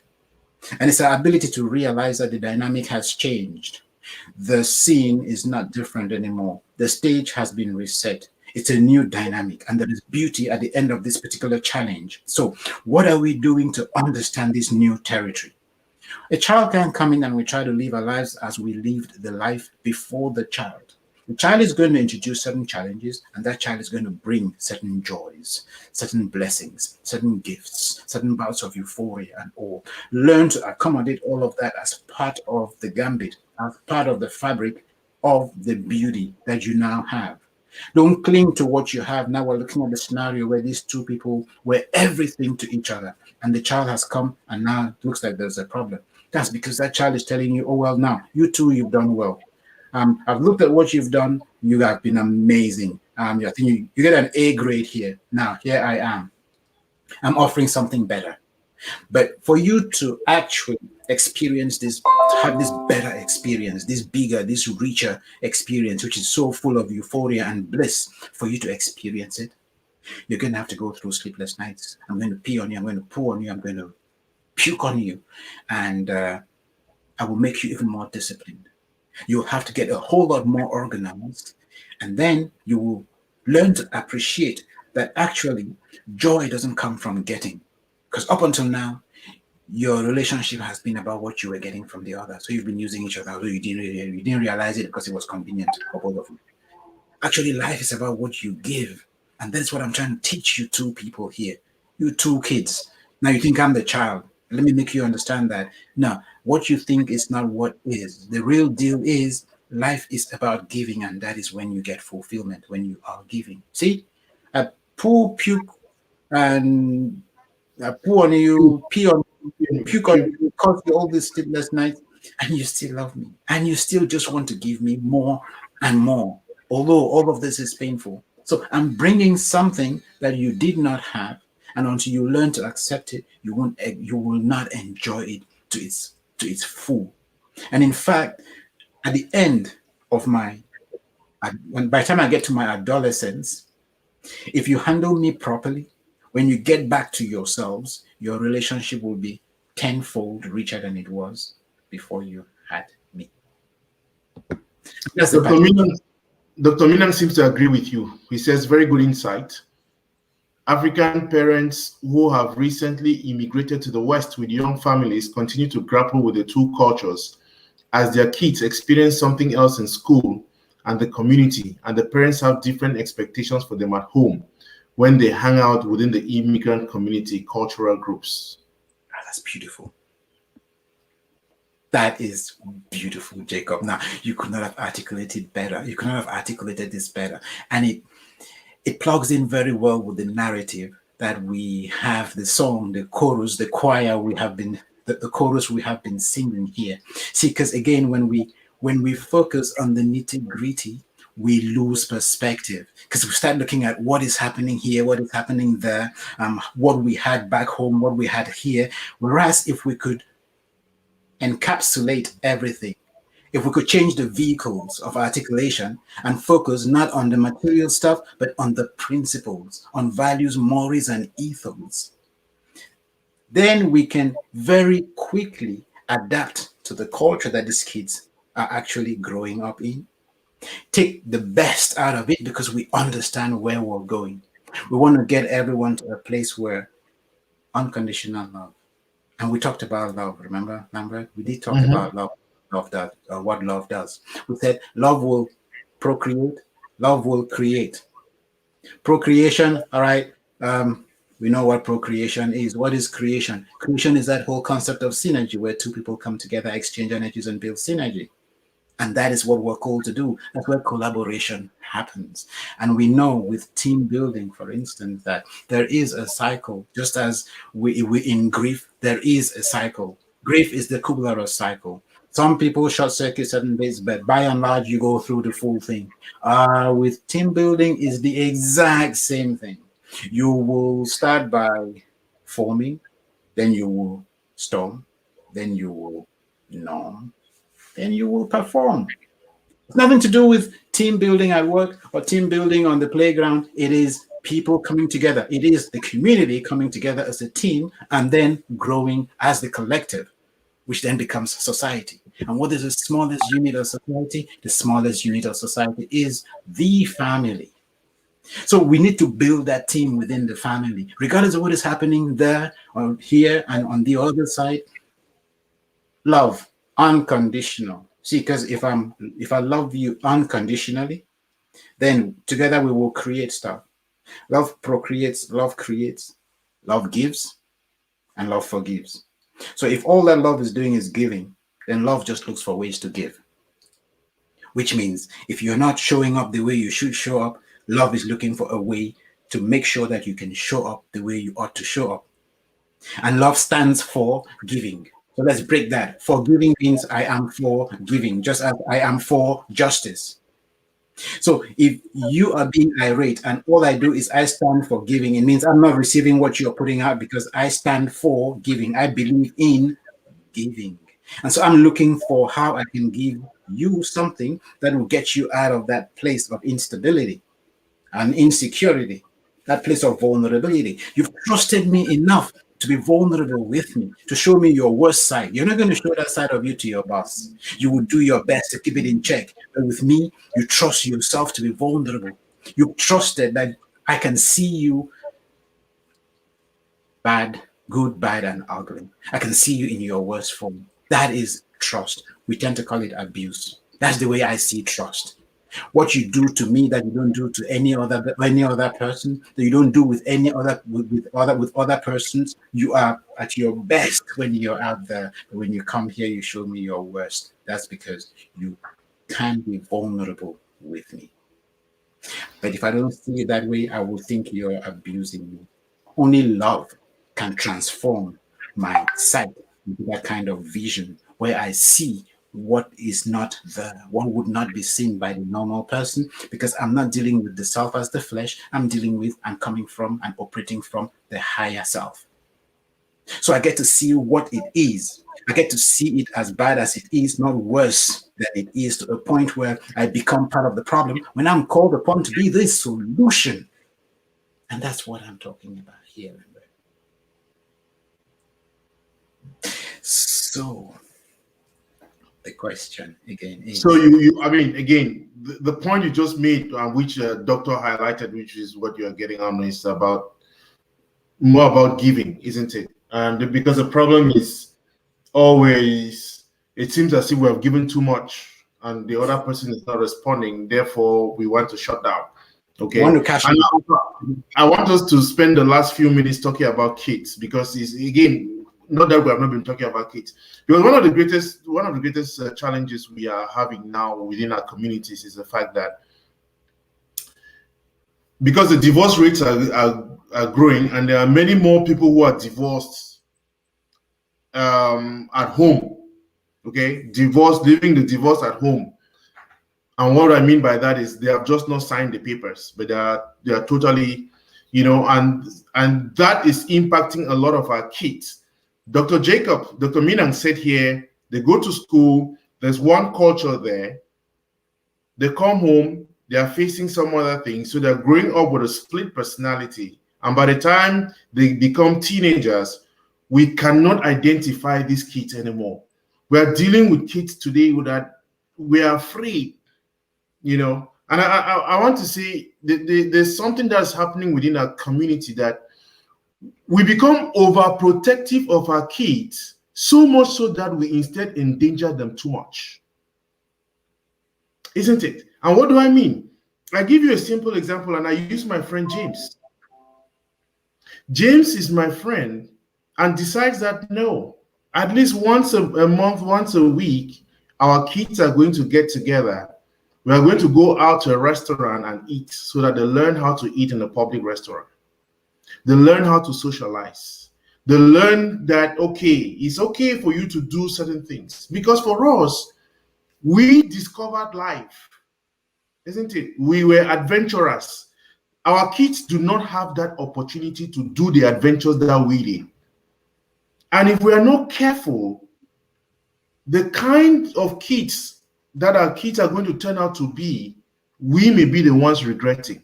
They start smoking, they start doing some funny things, and we are wondering, how did this happen?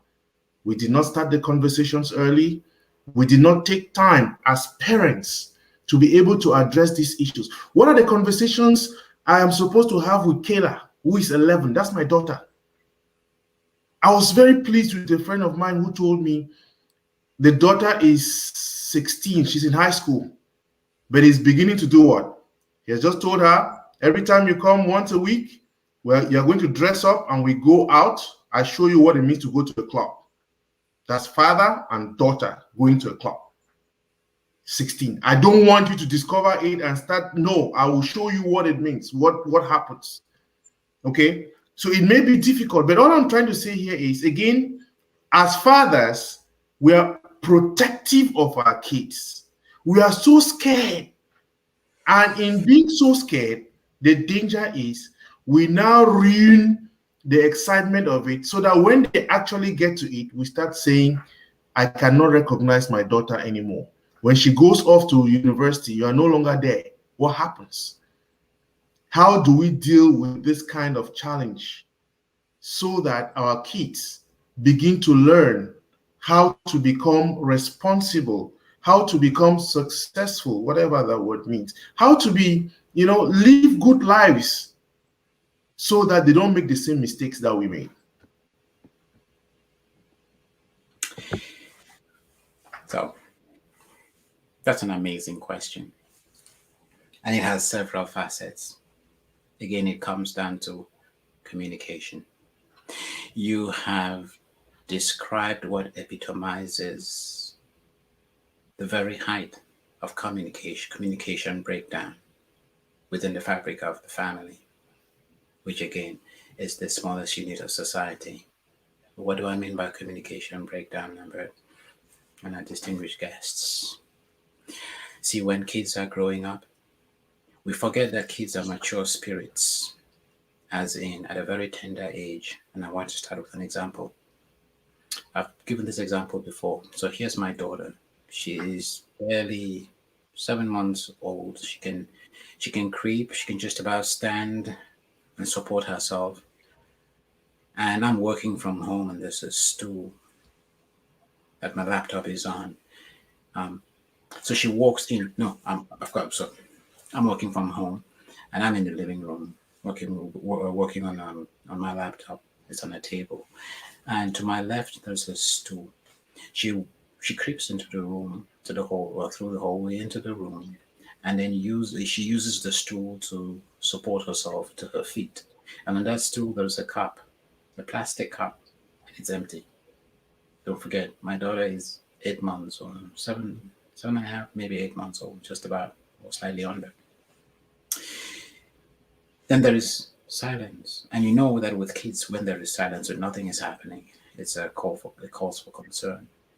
Now, through my side view, I catch a glimpse of her silhouette, and I notice she's querying my attention. She's dialing into my attention. So I turn and I look at her. She looks at me. Then she looks at the cup. Then she looks at me again. And without looking at the cup, she smiles and pushes it over. And she's waiting for a reaction. I said, thank God. So thank you for the lesson. So now this child is 7 months old. Her older brother was the perfect gentleman. Now you can't say that this was peer group influence. You can't say she learned it from her brother. You can't say she saw it on TV. This child knew exactly what she was doing. She was taunting me. At what age? At 7 months old. It dawned on me that these kids are spiritually mature at some level. They know what they want, they know why they want it, they know how they're going to get it, and they do it. They pull those strings to make it happen. So from that day, I started having conversations with my kids as if they are all adults, and it has worked like clockwork. We never told them do A, B, or C without making them understand why they were doing A, B, or C. You come to, there was, with my son, or prior to my daughter, it was what I said. For as long as you're under my roof, my rules, if you don't like it, go get your own place. And it was as simple as that. No conversation, no discussion. When you come to one responsibility, when you come to a place when you can, to a point, headspace, and a place where you can afford your own space, sure, go right ahead, be my guest. But for as long as you're here, my rules, and it's my rules. I didn't even know I had that in me. But that's what the challenge brought out in me. So the challenge of being a father will bring out certain things in you that are not necessarily positive until you learn, you navigate that territory, and then you change and you start having these conversations. So, sweetheart, why did you do this? What were you trying to achieve? What were you looking to achieve? Then they tell you. So, okay, cool. You took this step. Do you see it is going in this direction or the other direction? They say, yes, they do. So, okay, what could you do differently to actually get what it is you want to do? So we start talking about life, the tenets of life, um, pleasure and pain, short-term pain, long-term gain, short-term gain, long-term pain, and all of that. So we start empowering them to take decisions that will actually serve them and not mar them and not destroy them. And then most importantly, you get them to a place where you are the person they run to when they have questions. Be their friend. So if I start playing with my kids here, you wouldn't know who the adult is and who the kids are. We would play, we'll roll on the floor, we will tickle each other to make sure there is that camaraderie. They feel so comfortable in my presence, so free with me. Yet when I turn and it's time to be serious, they adjust. So they can tell the difference, and kids are wired that way. Kids will use and abuse, push the borders of a situation if you leave cracks open. So nobody does anything in my household as an instruction. If you don't understand why you're doing it, It is your responsibility to ask. And if you did something and you couldn't explain why you did it and what the expected outcome was, then that's when you get into trouble. Otherwise, you're encouraged to make mistakes.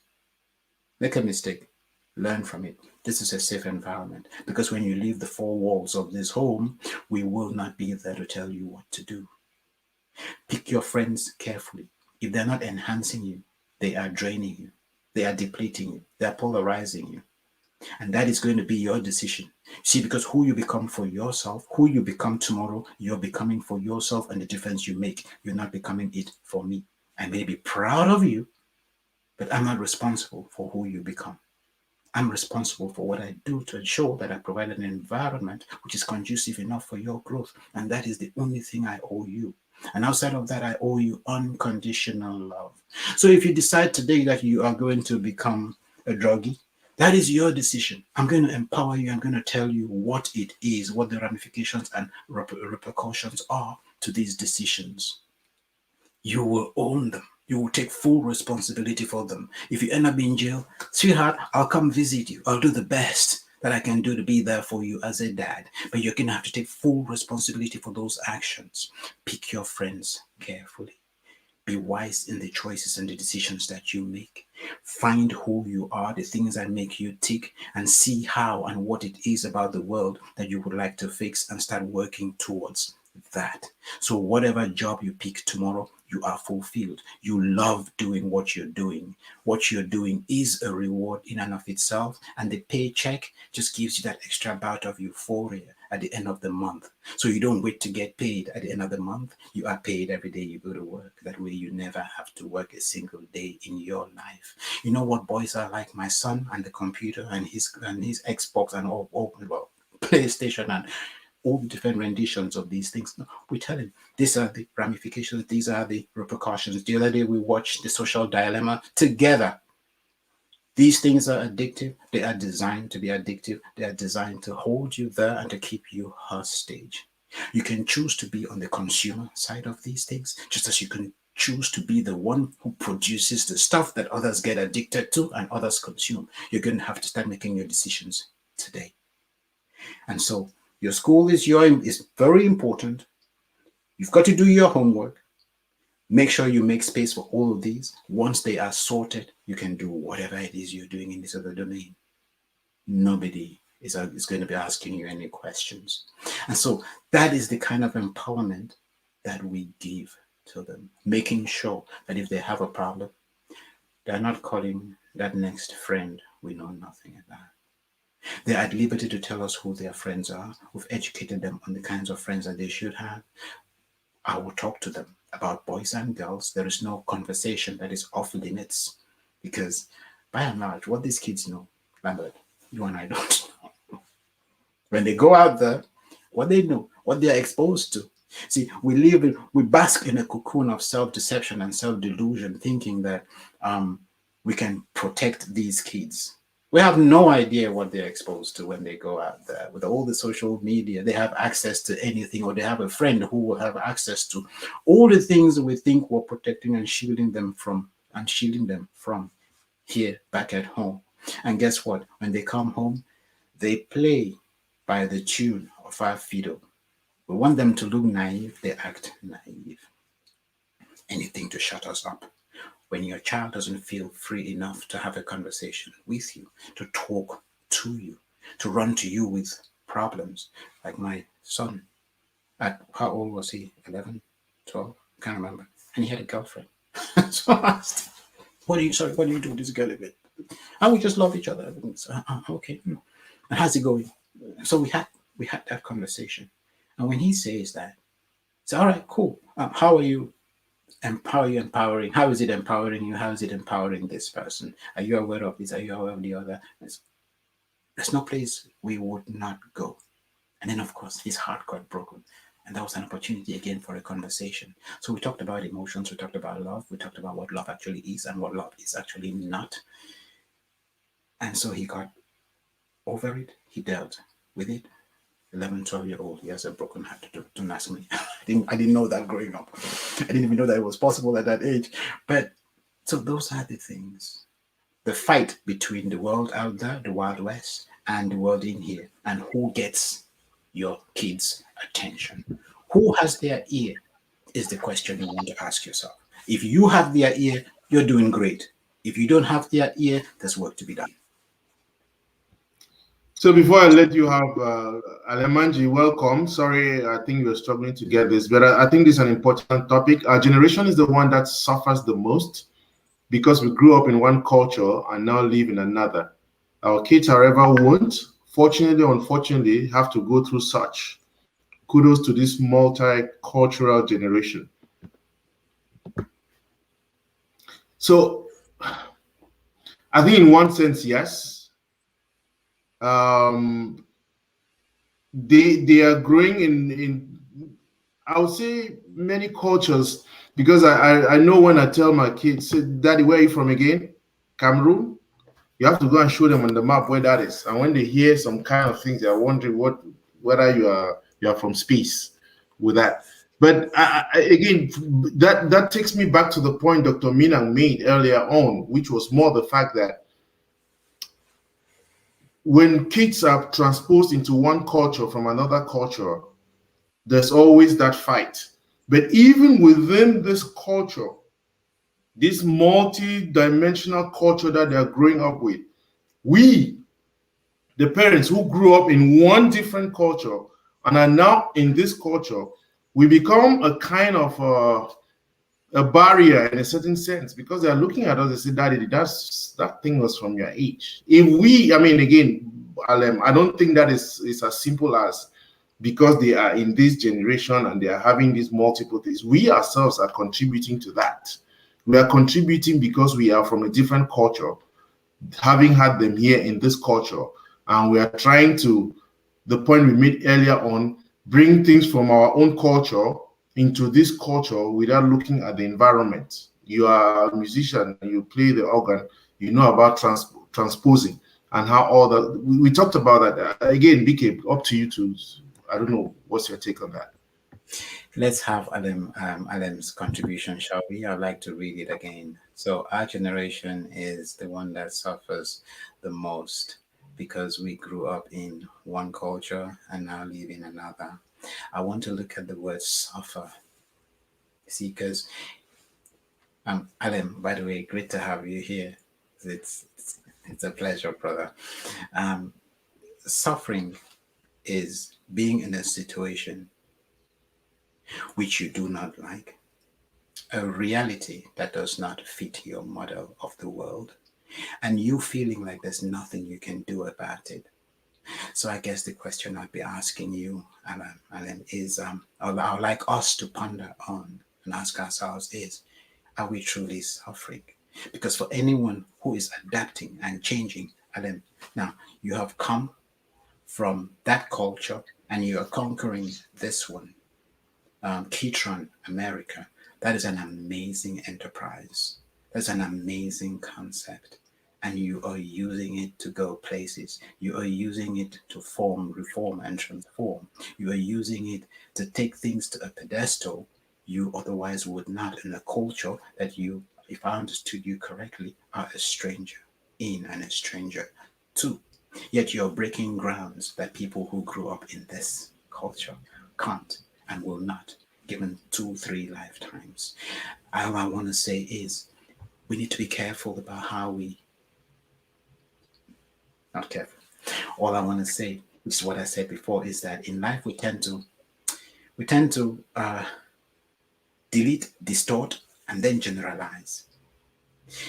While it is true that we come from a mixed bag, we should realize that even within our own culture, there is no uniformity. And there are people who come from our culture who feel more at home in this culture. So it is really a mixed bag. You make a point, you cover one angle of it, which I call perception. For us to have perspective, again, I said once and I will repeat, we want to move away, separate ourselves from what we call culture, because it's not something that we can really define. What is culture? It is a set of experiences that a group of people have in a community. following certain bylaws, modus operandi, and so on and so forth. And they then eventually integrate that into the fabric of their living and into the fabric of their being. It becomes their character through behavior and constant practice. So there are lots of good things in there, there are lots of bad habits in there. And a change of environment will usually push us. It will refine us, a bit like coal under pressure. You can become charcoal and generate a bit of heat, or you can become diamond after in an enormous, excessive amount of pressure, where you are rock solid and nobody wants to use or abuse you. People just want to keep you in a safe place, look at you, worship you every morning, and be happy. Now, the question is, what do we want to become? This is all an opportunity for us to grow and become enlightened so we can actually self actualize. So we can get to a place where we are serving a purpose that is bigger than the self and making a difference that actually serves not our culture, not our generation, not the other generation, not our country, not our continent, rather humanity. And when we start thinking along those lines, then in my opinion, we're making progress and we are stumbling and falling in the right direction. Could you just bring that up again? I'm not yet done with Adam's statement. I really want to pick it apart. I really want to deconstruct it and pick it apart so we can actually, because it's a very rich statement, which can really, I believe, can really help us look at things from multiple perspectives. So, because we've talked about suffering, grew up in one culture, now live in another. We have looked at, well, obviously, we have seen how that applies. We've seen how that can be a problem, a challenge, and an opportunity. Tell some people, don't come out here, they'll kill you. Tell some people, go back home, they'll kill you. So if we can just go back to the first statement before we come to this one. Yeah, so this one says our kids, however, won't, fortunately or unfortunately, have to go through such. Kudos to this multicultural generation. So yes, of course, Alan, again. So here we're looking at the whole question of identity crisis, because if the kids are split between two worlds because the parents are struggling to integrate, then we have a problem where the kids are suffering from this identity crisis because they're not quite sure who they are. We're trying to make them into something they are not, based on the culture that we came from that they know nothing about, and they are operating in a completely different culture, so to speak, a parallel universe to the ones that we grew up in. And so it's just confusion, and they just get to shut down and they don't communicate with us. But then we are there, we're not going anywhere. So we become a negative influence in their lives. And that could then become the thing that, like a virus, causes a problem to their growth and to their expansion, and what's the word? Enlightenment. Let's go to the next one. So before you even get to it, there's one thing that I wanted, because again, there's a danger with this. Before you get to Alan's comments, BK, what does it mean to be a father?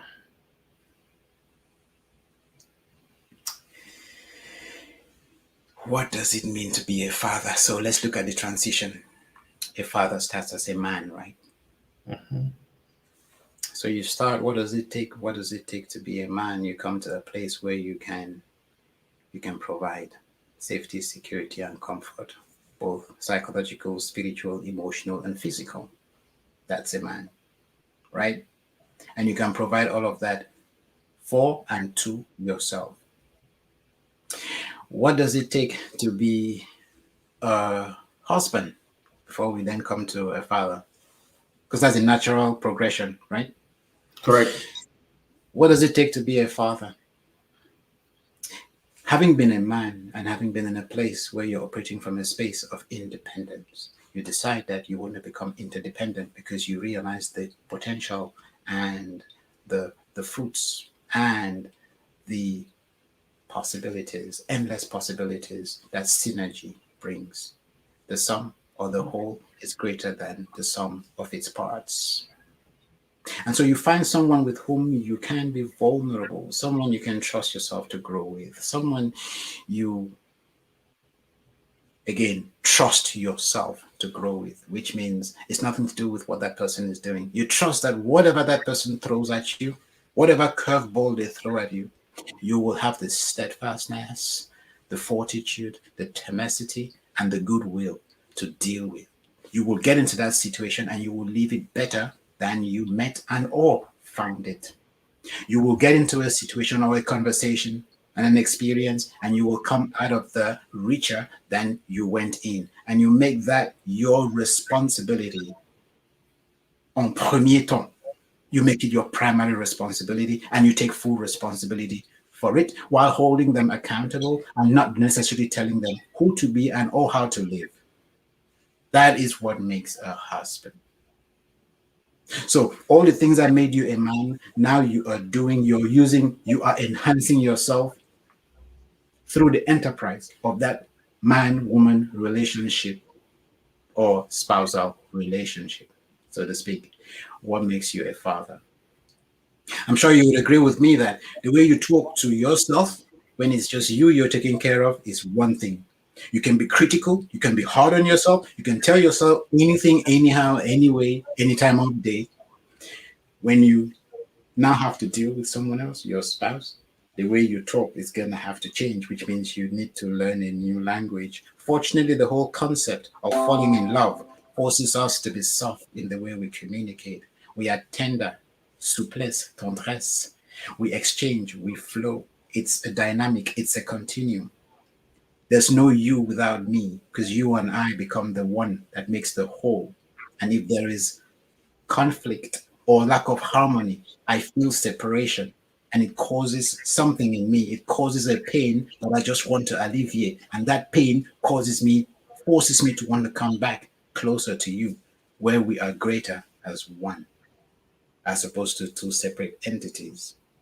And that is what love does. It teaches us a whole new language. And that language is universal because it doesn't matter where you go, everyone understands that language. Now, what does it take to be a father?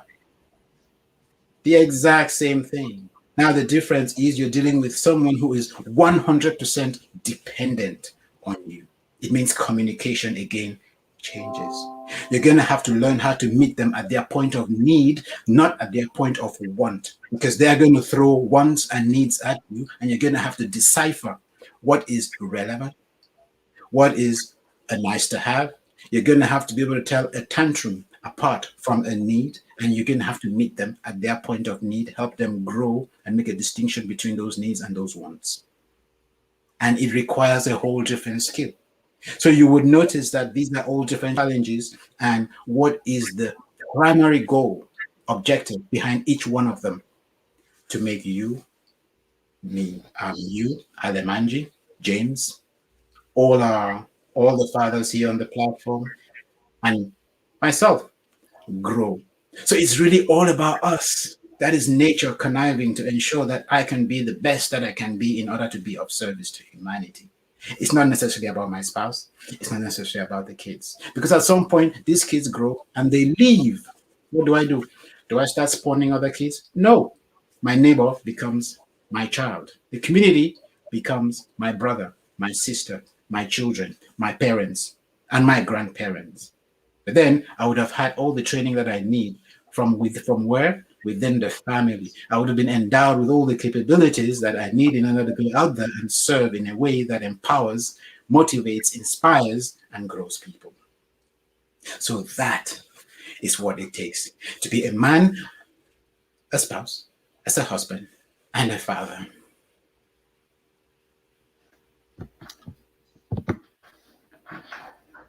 So within that context, again, the way you captured it, brilliant. You talked about the safety, you talked about security, you talked about comfort. First, for yourself as a man. That then you progress to a husband. That is when you talk about the interdependence. Then the father, you're able to now bring all that. Okay, great. Therefore, one who is unable to provide safety, security, and comfort cannot be a father. No. Absolutely. Yes, 100%. I take that back hook, line, and sinker. Yes. I just want to make the distinction that Okay. safety, security, and comfort are not limited to physical safety, security, and comfort. Why? Because it could be the wife. It could be that the wife is the breadwinner and the man is the one who either has the potential, has the abilities and capabilities, but for the next 4 to 5 years has no job. Can they still bring safety, security, and comfort to their family? Absolutely yes. So if you can't do that, I know you're not. You're, uh, uh, uh, you're not a husband. You're not a father in the proverbial sense. Because don't forget, father is a function. Father is the ability to bring these little nuances, the ability to bring harmony into a situation. Because when we talk about safety, security, and comfort, we're talking about harmony, right?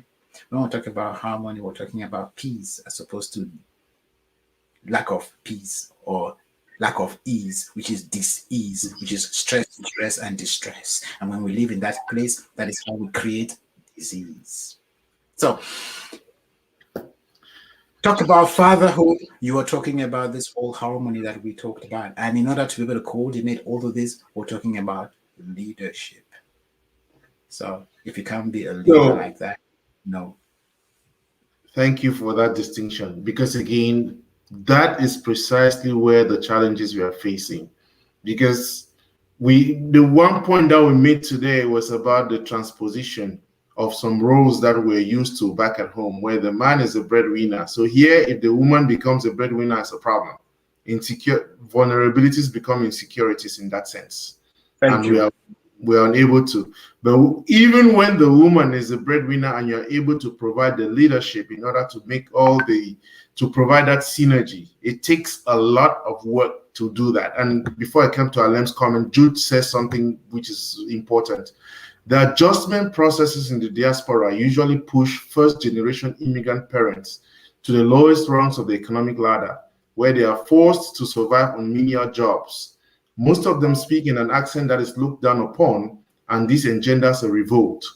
Kids then disobey their parents, gravitate towards rappers and drug dealers, and most get derailed, ending up in jail and eventually as recidivist felons. So I think let's leave that conversation. Let's take up raising kids next week and focus more on that. We talked a lot about it today. I really, the thing that I really wanted us to focus on was this thing about a certain inadequacy in fatherhood. Okay, Alan, just welcome Alan into the studio. So the inadequacies that we face as men within the context of our conversations, it's a problem that we, and I think it is about the vulnerabilities that become Insecurity. insecurities. That is what we're looking at. And I think you made the point today that it's not so much about the child, because the child only comes to expose something that was already there that we're not paying attention to. And the child, if we're able to now turn our attention to face the insecurities that the child is bringing on. Alan, you came in when we're running up, but I'll give you a minute so that you can say something before BK rounds up the show. Actually, I wanted to just say thank you, BK. He's been very, very, recently I've been logging into his Facebook Page. page, right? And I got inspired, especially when he started doing the push-ups. And BK has always had a lot of things to say. So I've actually shared that link with a lot of my friends as well, and people are very, very motivated. So I wanted to just say thank you so much for what you have to add to the community. It's really a blessing to have you on, showing people the way. This particular topic is also another rather picky one as well that I just saw Lambert's post not too long ago, and I was like, wow, and I was chiming in, and I'm like, okay, this is nice. This is very, very nice. This topic is very interesting because, and I like the way you responded to my comment there. It's funny because I didn't even think about it from that perspective, right? You always get got carried away with the current situation, and you fail to sometimes realize the blessings that pour upon you in the particular process. You're definitely correct. I think that I'm living proof of that particular combination of the past culture and the current one, and where the past one was limited, where it ended, the current culture was able to pick up from that perspective. So I thank you so much for letting me chime in and to let me see it from that perspective. Having said that, you know, a lot of times you sit back and think about your parents, your mom and dad, and you told yourself that, you know what, I would not see myself doing this to my kids. Remember how you always knew that whatever they're doing to us now, it was that's a no, no. When I grow up, it's going to be this way, this way. Have you done an ultimate, like you said, BK, a self check of yourself, and just think about the number of things that you still replicate from your dad and your mom today? And as hard as you try not to, right? Some of these things you catch yourself and you stop, but some of them you like look back and say, I didn't just do that. So I think that, and this is hard to do. You know, we live as human beings, and we we live our lives. Not every day do you look at the mirror and check yourself, right, and say, okay, what have I done today? What did I accomplish? What did I do? Whom did I hurt? You know, if you do that on a daily basis, then maybe you can pick on some of these intriguing things. But from a normal human sense, a normal perspective, right, Lambert? You get up in the morning, you have a routine, you get bundle the kids up, put them in the school bus or whatever, drop them in school, pick up. You know, now you've shifted over responsibilities from yourself to the school driver to the school. You go to work, you bring home the money, you do, you know, bond. But there's one thing that BK said that caught my attention, and I wanted to just add to that before I roll. I know Lambert said we'll have to go soon. No matter who comes into your life, right? You only have 24 hours a day, right? So just I didn't piggyback it off of what you said. When you're born, you actually have access to all those 24 hours. They're all yours. You govern them, you determine them, you actually make people around you bounce around those 24 hours by staying up endless nights. You own the hours. As you grow older, you get into those 25, 30, 40, and 50, you now start to share those hours, right? And there's something you said there that caught my attention, the prioritizing things. You know, if it's an emergency, you stop what you're doing, you find time to take care of the emergency, you come back. You look at the thin line between being a father and being a husband, for example, it's the same thing. You meet your wife, if you do the normal, or what some people may say the normal way, you meet your wife first and then you have the kids, right? And she has your attention together with your job, together with your boss, and together with your family that you came from. Now you add children. That's another extra thing that requires your attention. Remind you, you only have 24 hours, right? But have you ever stopped to think about the fact that there's a peak? And I think maybe that's in the age of maybe the 50s or so. Then the clock starts to go backwards because now you start to depend on people again. And as you age and get into the 70s and 80s and 90s, you start to regroup those 24 hours and you become another dependent. Let's think about that for a second. So it's the world is a cycle for a purpose. And I want to bring in a little bit of mathematics. It's like a sine wave. You start over here, you go up, you come back down, and you always end on zero. Thank you. That's amazing. Now that's amazing. You see, I just hope more of our audience would do what Alem just did. Now jump in, chime in, and let's have that conversation because this is exactly what this is all about, and this so warms my heart that you did this, Alem. You can't even begin to imagine. Lambert, I don't know where you're supposed to go after this, but look, you're going to have to extend my apologies to the person you're going to annoy because you're not leaving this place anytime soon. I'm going to have to talk everything Alemanji has just said to the full expanse and take on any other person who wants to come on because I love this conversation. Thank you so much, Alan, for this. So you said so many things. I don't know where to start. I'd like to start by saying this. When I was single, I thought I didn't have time at all. Because like you said, I was so busy. I had to do this, I had to do that. I was all over the place like a headless chicken. And I said to myself, oh my goodness, when am I ever going to have time? The next thing, I got married. And the moment I got married, I realized how much time I had when I was single. See, because when I was single, I didn't think I could make one more extra second for anything or anybody, not even a fly in my life. I did not have time for a headache, for crying out loud, especially out here in the West. I was in Germany at the time. Then I get married, and I'm like, oh my goodness, when I was single, I had so much time. And then, so now I decided, now I really do not have time at all. And the first kid showed up. I was not prepared for that child. And if you looked at for my first kid, it was not planned. He was not planned. And if you look at my Facebook post today, I did something on Father's Day really long, and the Father's Day thing that they gave me. I didn't even have a job, and I was out here in the West. I was looking for a job, doing call center type work. I didn't know how it was going to work, how it was going to pan out, but we took it nice and easy, and it worked out. And when the first kid came, I realized when I was married, I had so much time on my hands. Now with the first kid, I definitely did not have any time at all. By the time the second kid came, I just said to myself, I've got time. And that is why I'm where I came from with this analogy. It doesn't matter how busy you are, when an emergency hits, if you have to make 1 week, find 1 week to take care of that emergency, it happens. But prior to that, you did not have time. This connects me to the next thing. You said, Alemanji, that if we could check on a daily basis, and how often do you do that? Guess what? That is how I got to who I am today. See, because what I do, this is not something that I do, it is who I am, as in I introspect, not every day, every 2-3 minutes. In fact, the rule in this house is if I'm doing something wrong, my wife shouldn't wait. Mary, bless her. And she would let me up. She's sleeping and I'll be up out here talking. So it's also important, because if you have a woman who doesn't support what you do, forget it. You can kiss it goodbye. It doesn't matter. It doesn't matter how passionate you are. It doesn't matter how gifted or how talented you are. If you don't have a woman who will support you. I talk to beautiful women all day long, 6 hours a day. And she would just be like, no, baby, go do what you have to do. It's making a big difference. When she calls, obviously, I have to make a U-turn, and she's got my full undivided attention. So these are some of the things that are priceless. So Adam, for me, introspection is a thing that happens around the clock.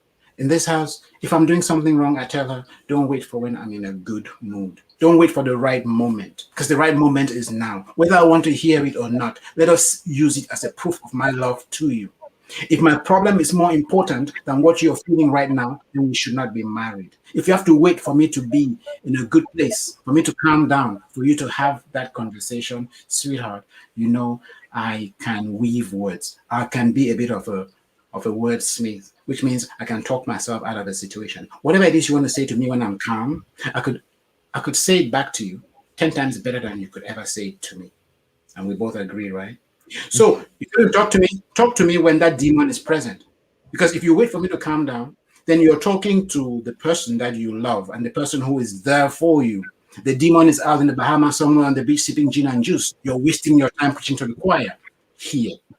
And so tell me now. Let me deal with it now. And if you can reach me while I'm erratic and in whatever state, then guess what? We're making progress. Outside of that, no one, none. And the kids is the same thing. If I do something that is wrong, or my wife does something that is wrong, they are called upon. We make them realize they have a responsibility as well to hold us accountable to what we think, say, and or do.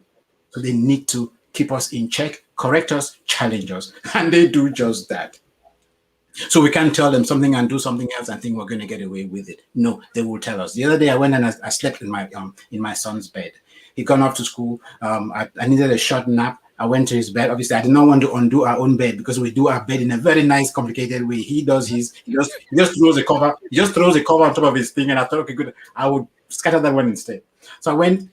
I slept for 15 minutes, and I had a call. So I was waiting for my call, and I didn't make his bed. He comes back first thing. Dad, were you in my room? I say yes. Did you sleep in my bed? I say yes. Oh well, because you didn't make it up. Can you please make it up next time? Say yes, absolutely, you're right. I will do. I'm sorry. Wow. Now, I'm sure you'd agree with me that it's not the easiest of things to do. But light bulb moment. How you raise them.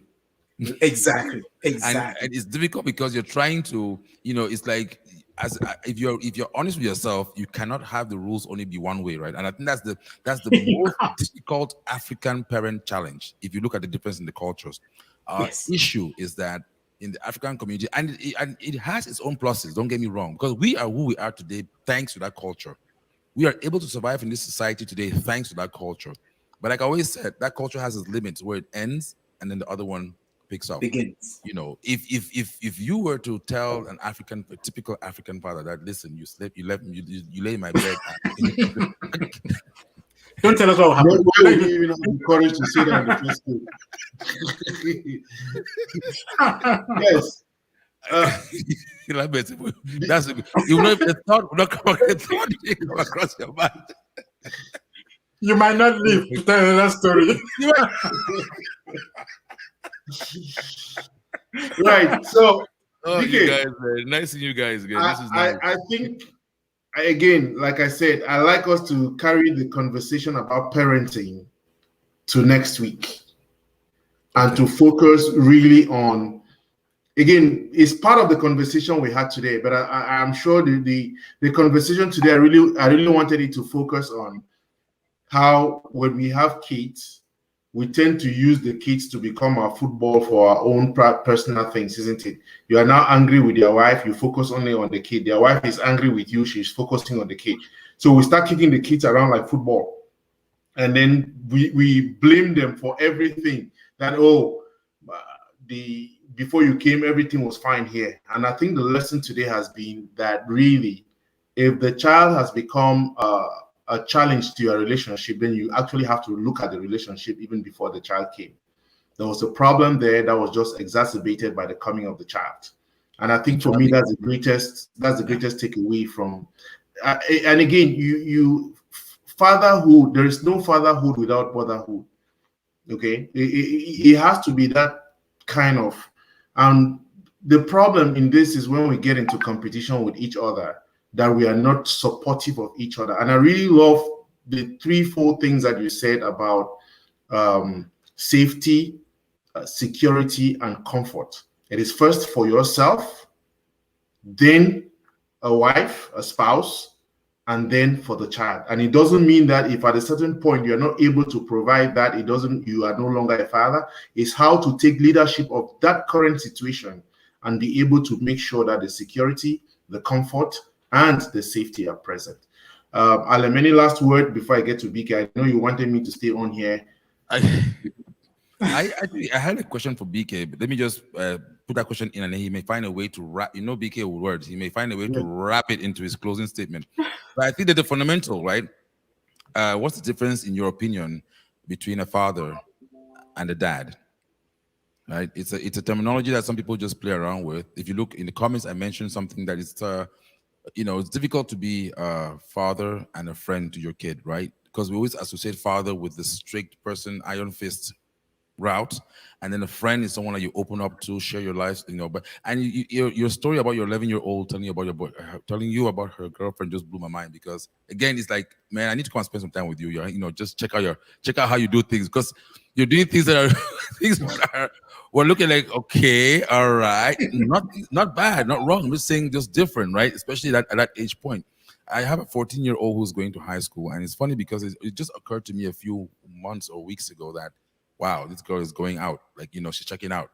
And someone that once told me that, spend a lot of time with your kids now because you don't have that much time. And when you think about the fact that the kids are in school for the most part, 7 hours a day, they're in somebody else's care.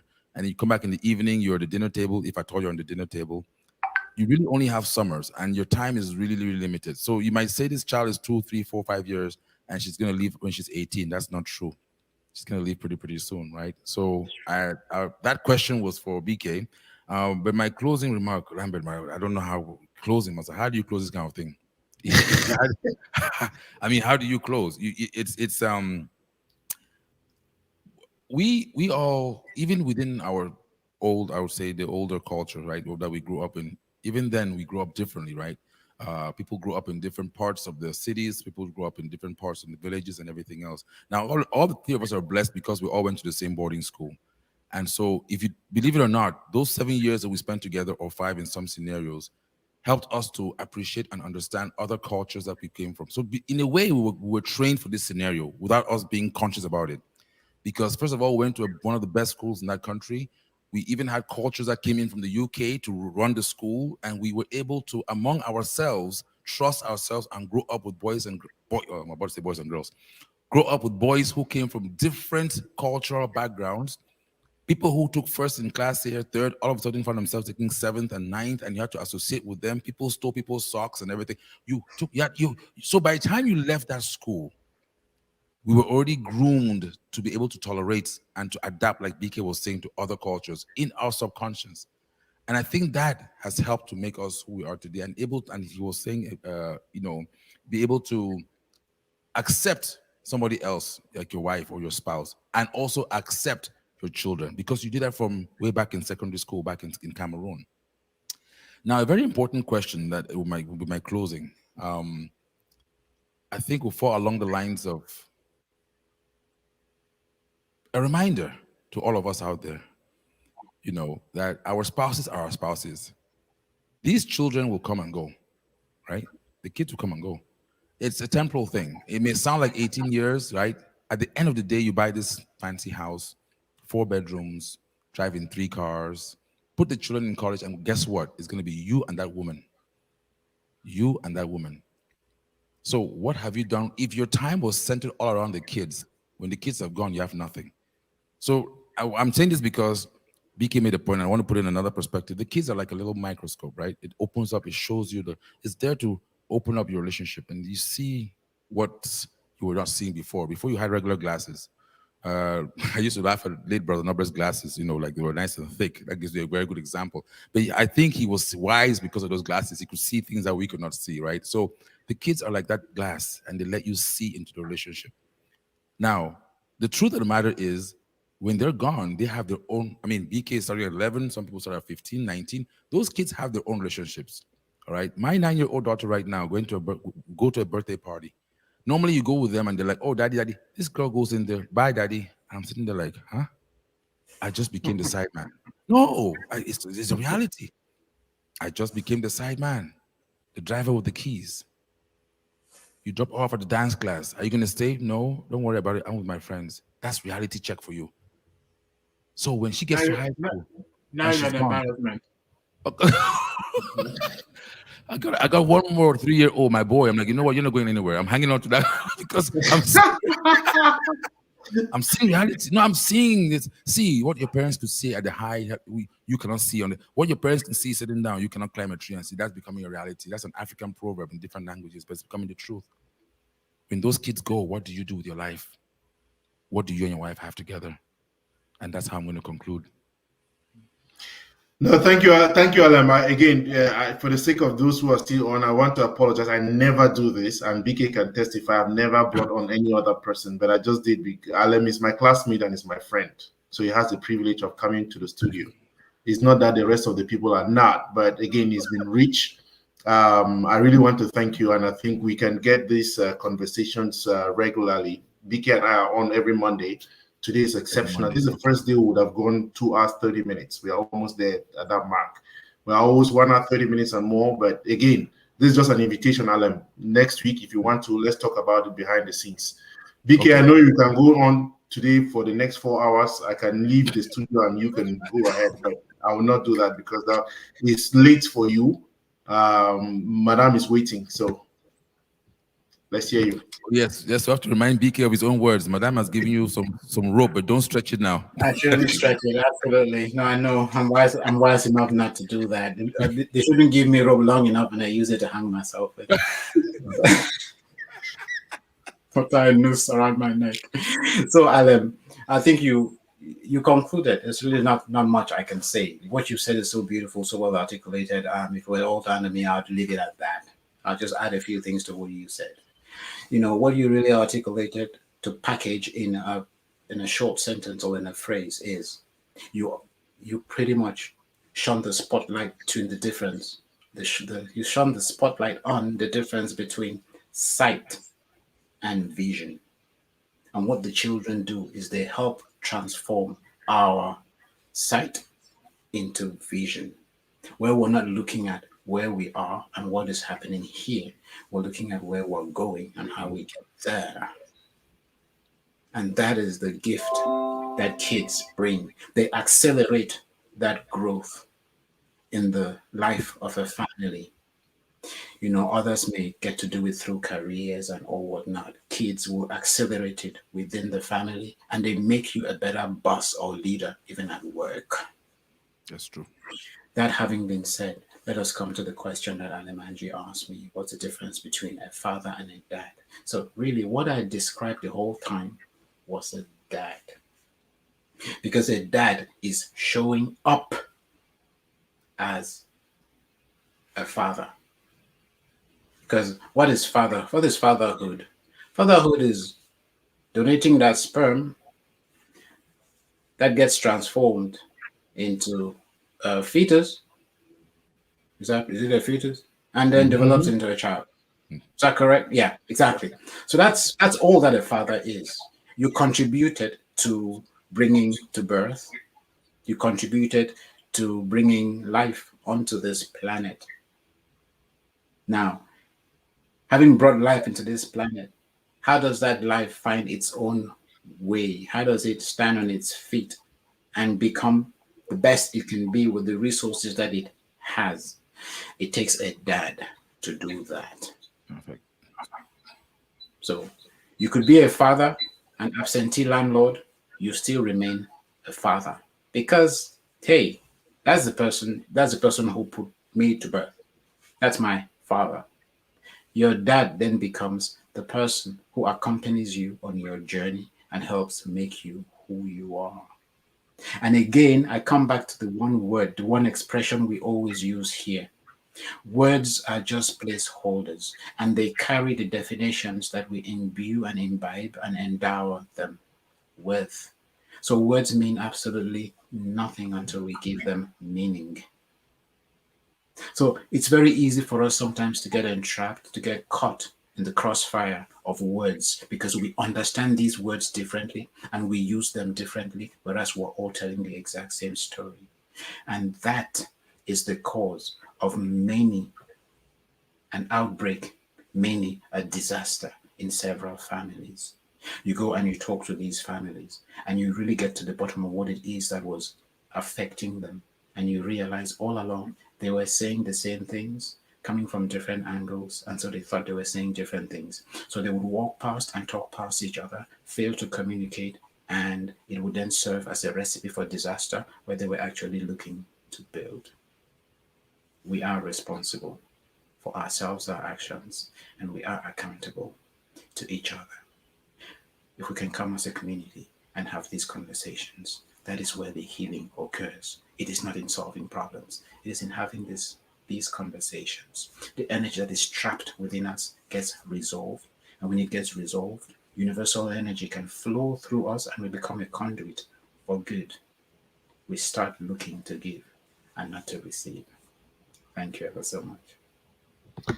Ladies and gentlemen, thank you for your time. Thank you for all that the contributions you made. Thank you, BK. Again, happy Father's Day.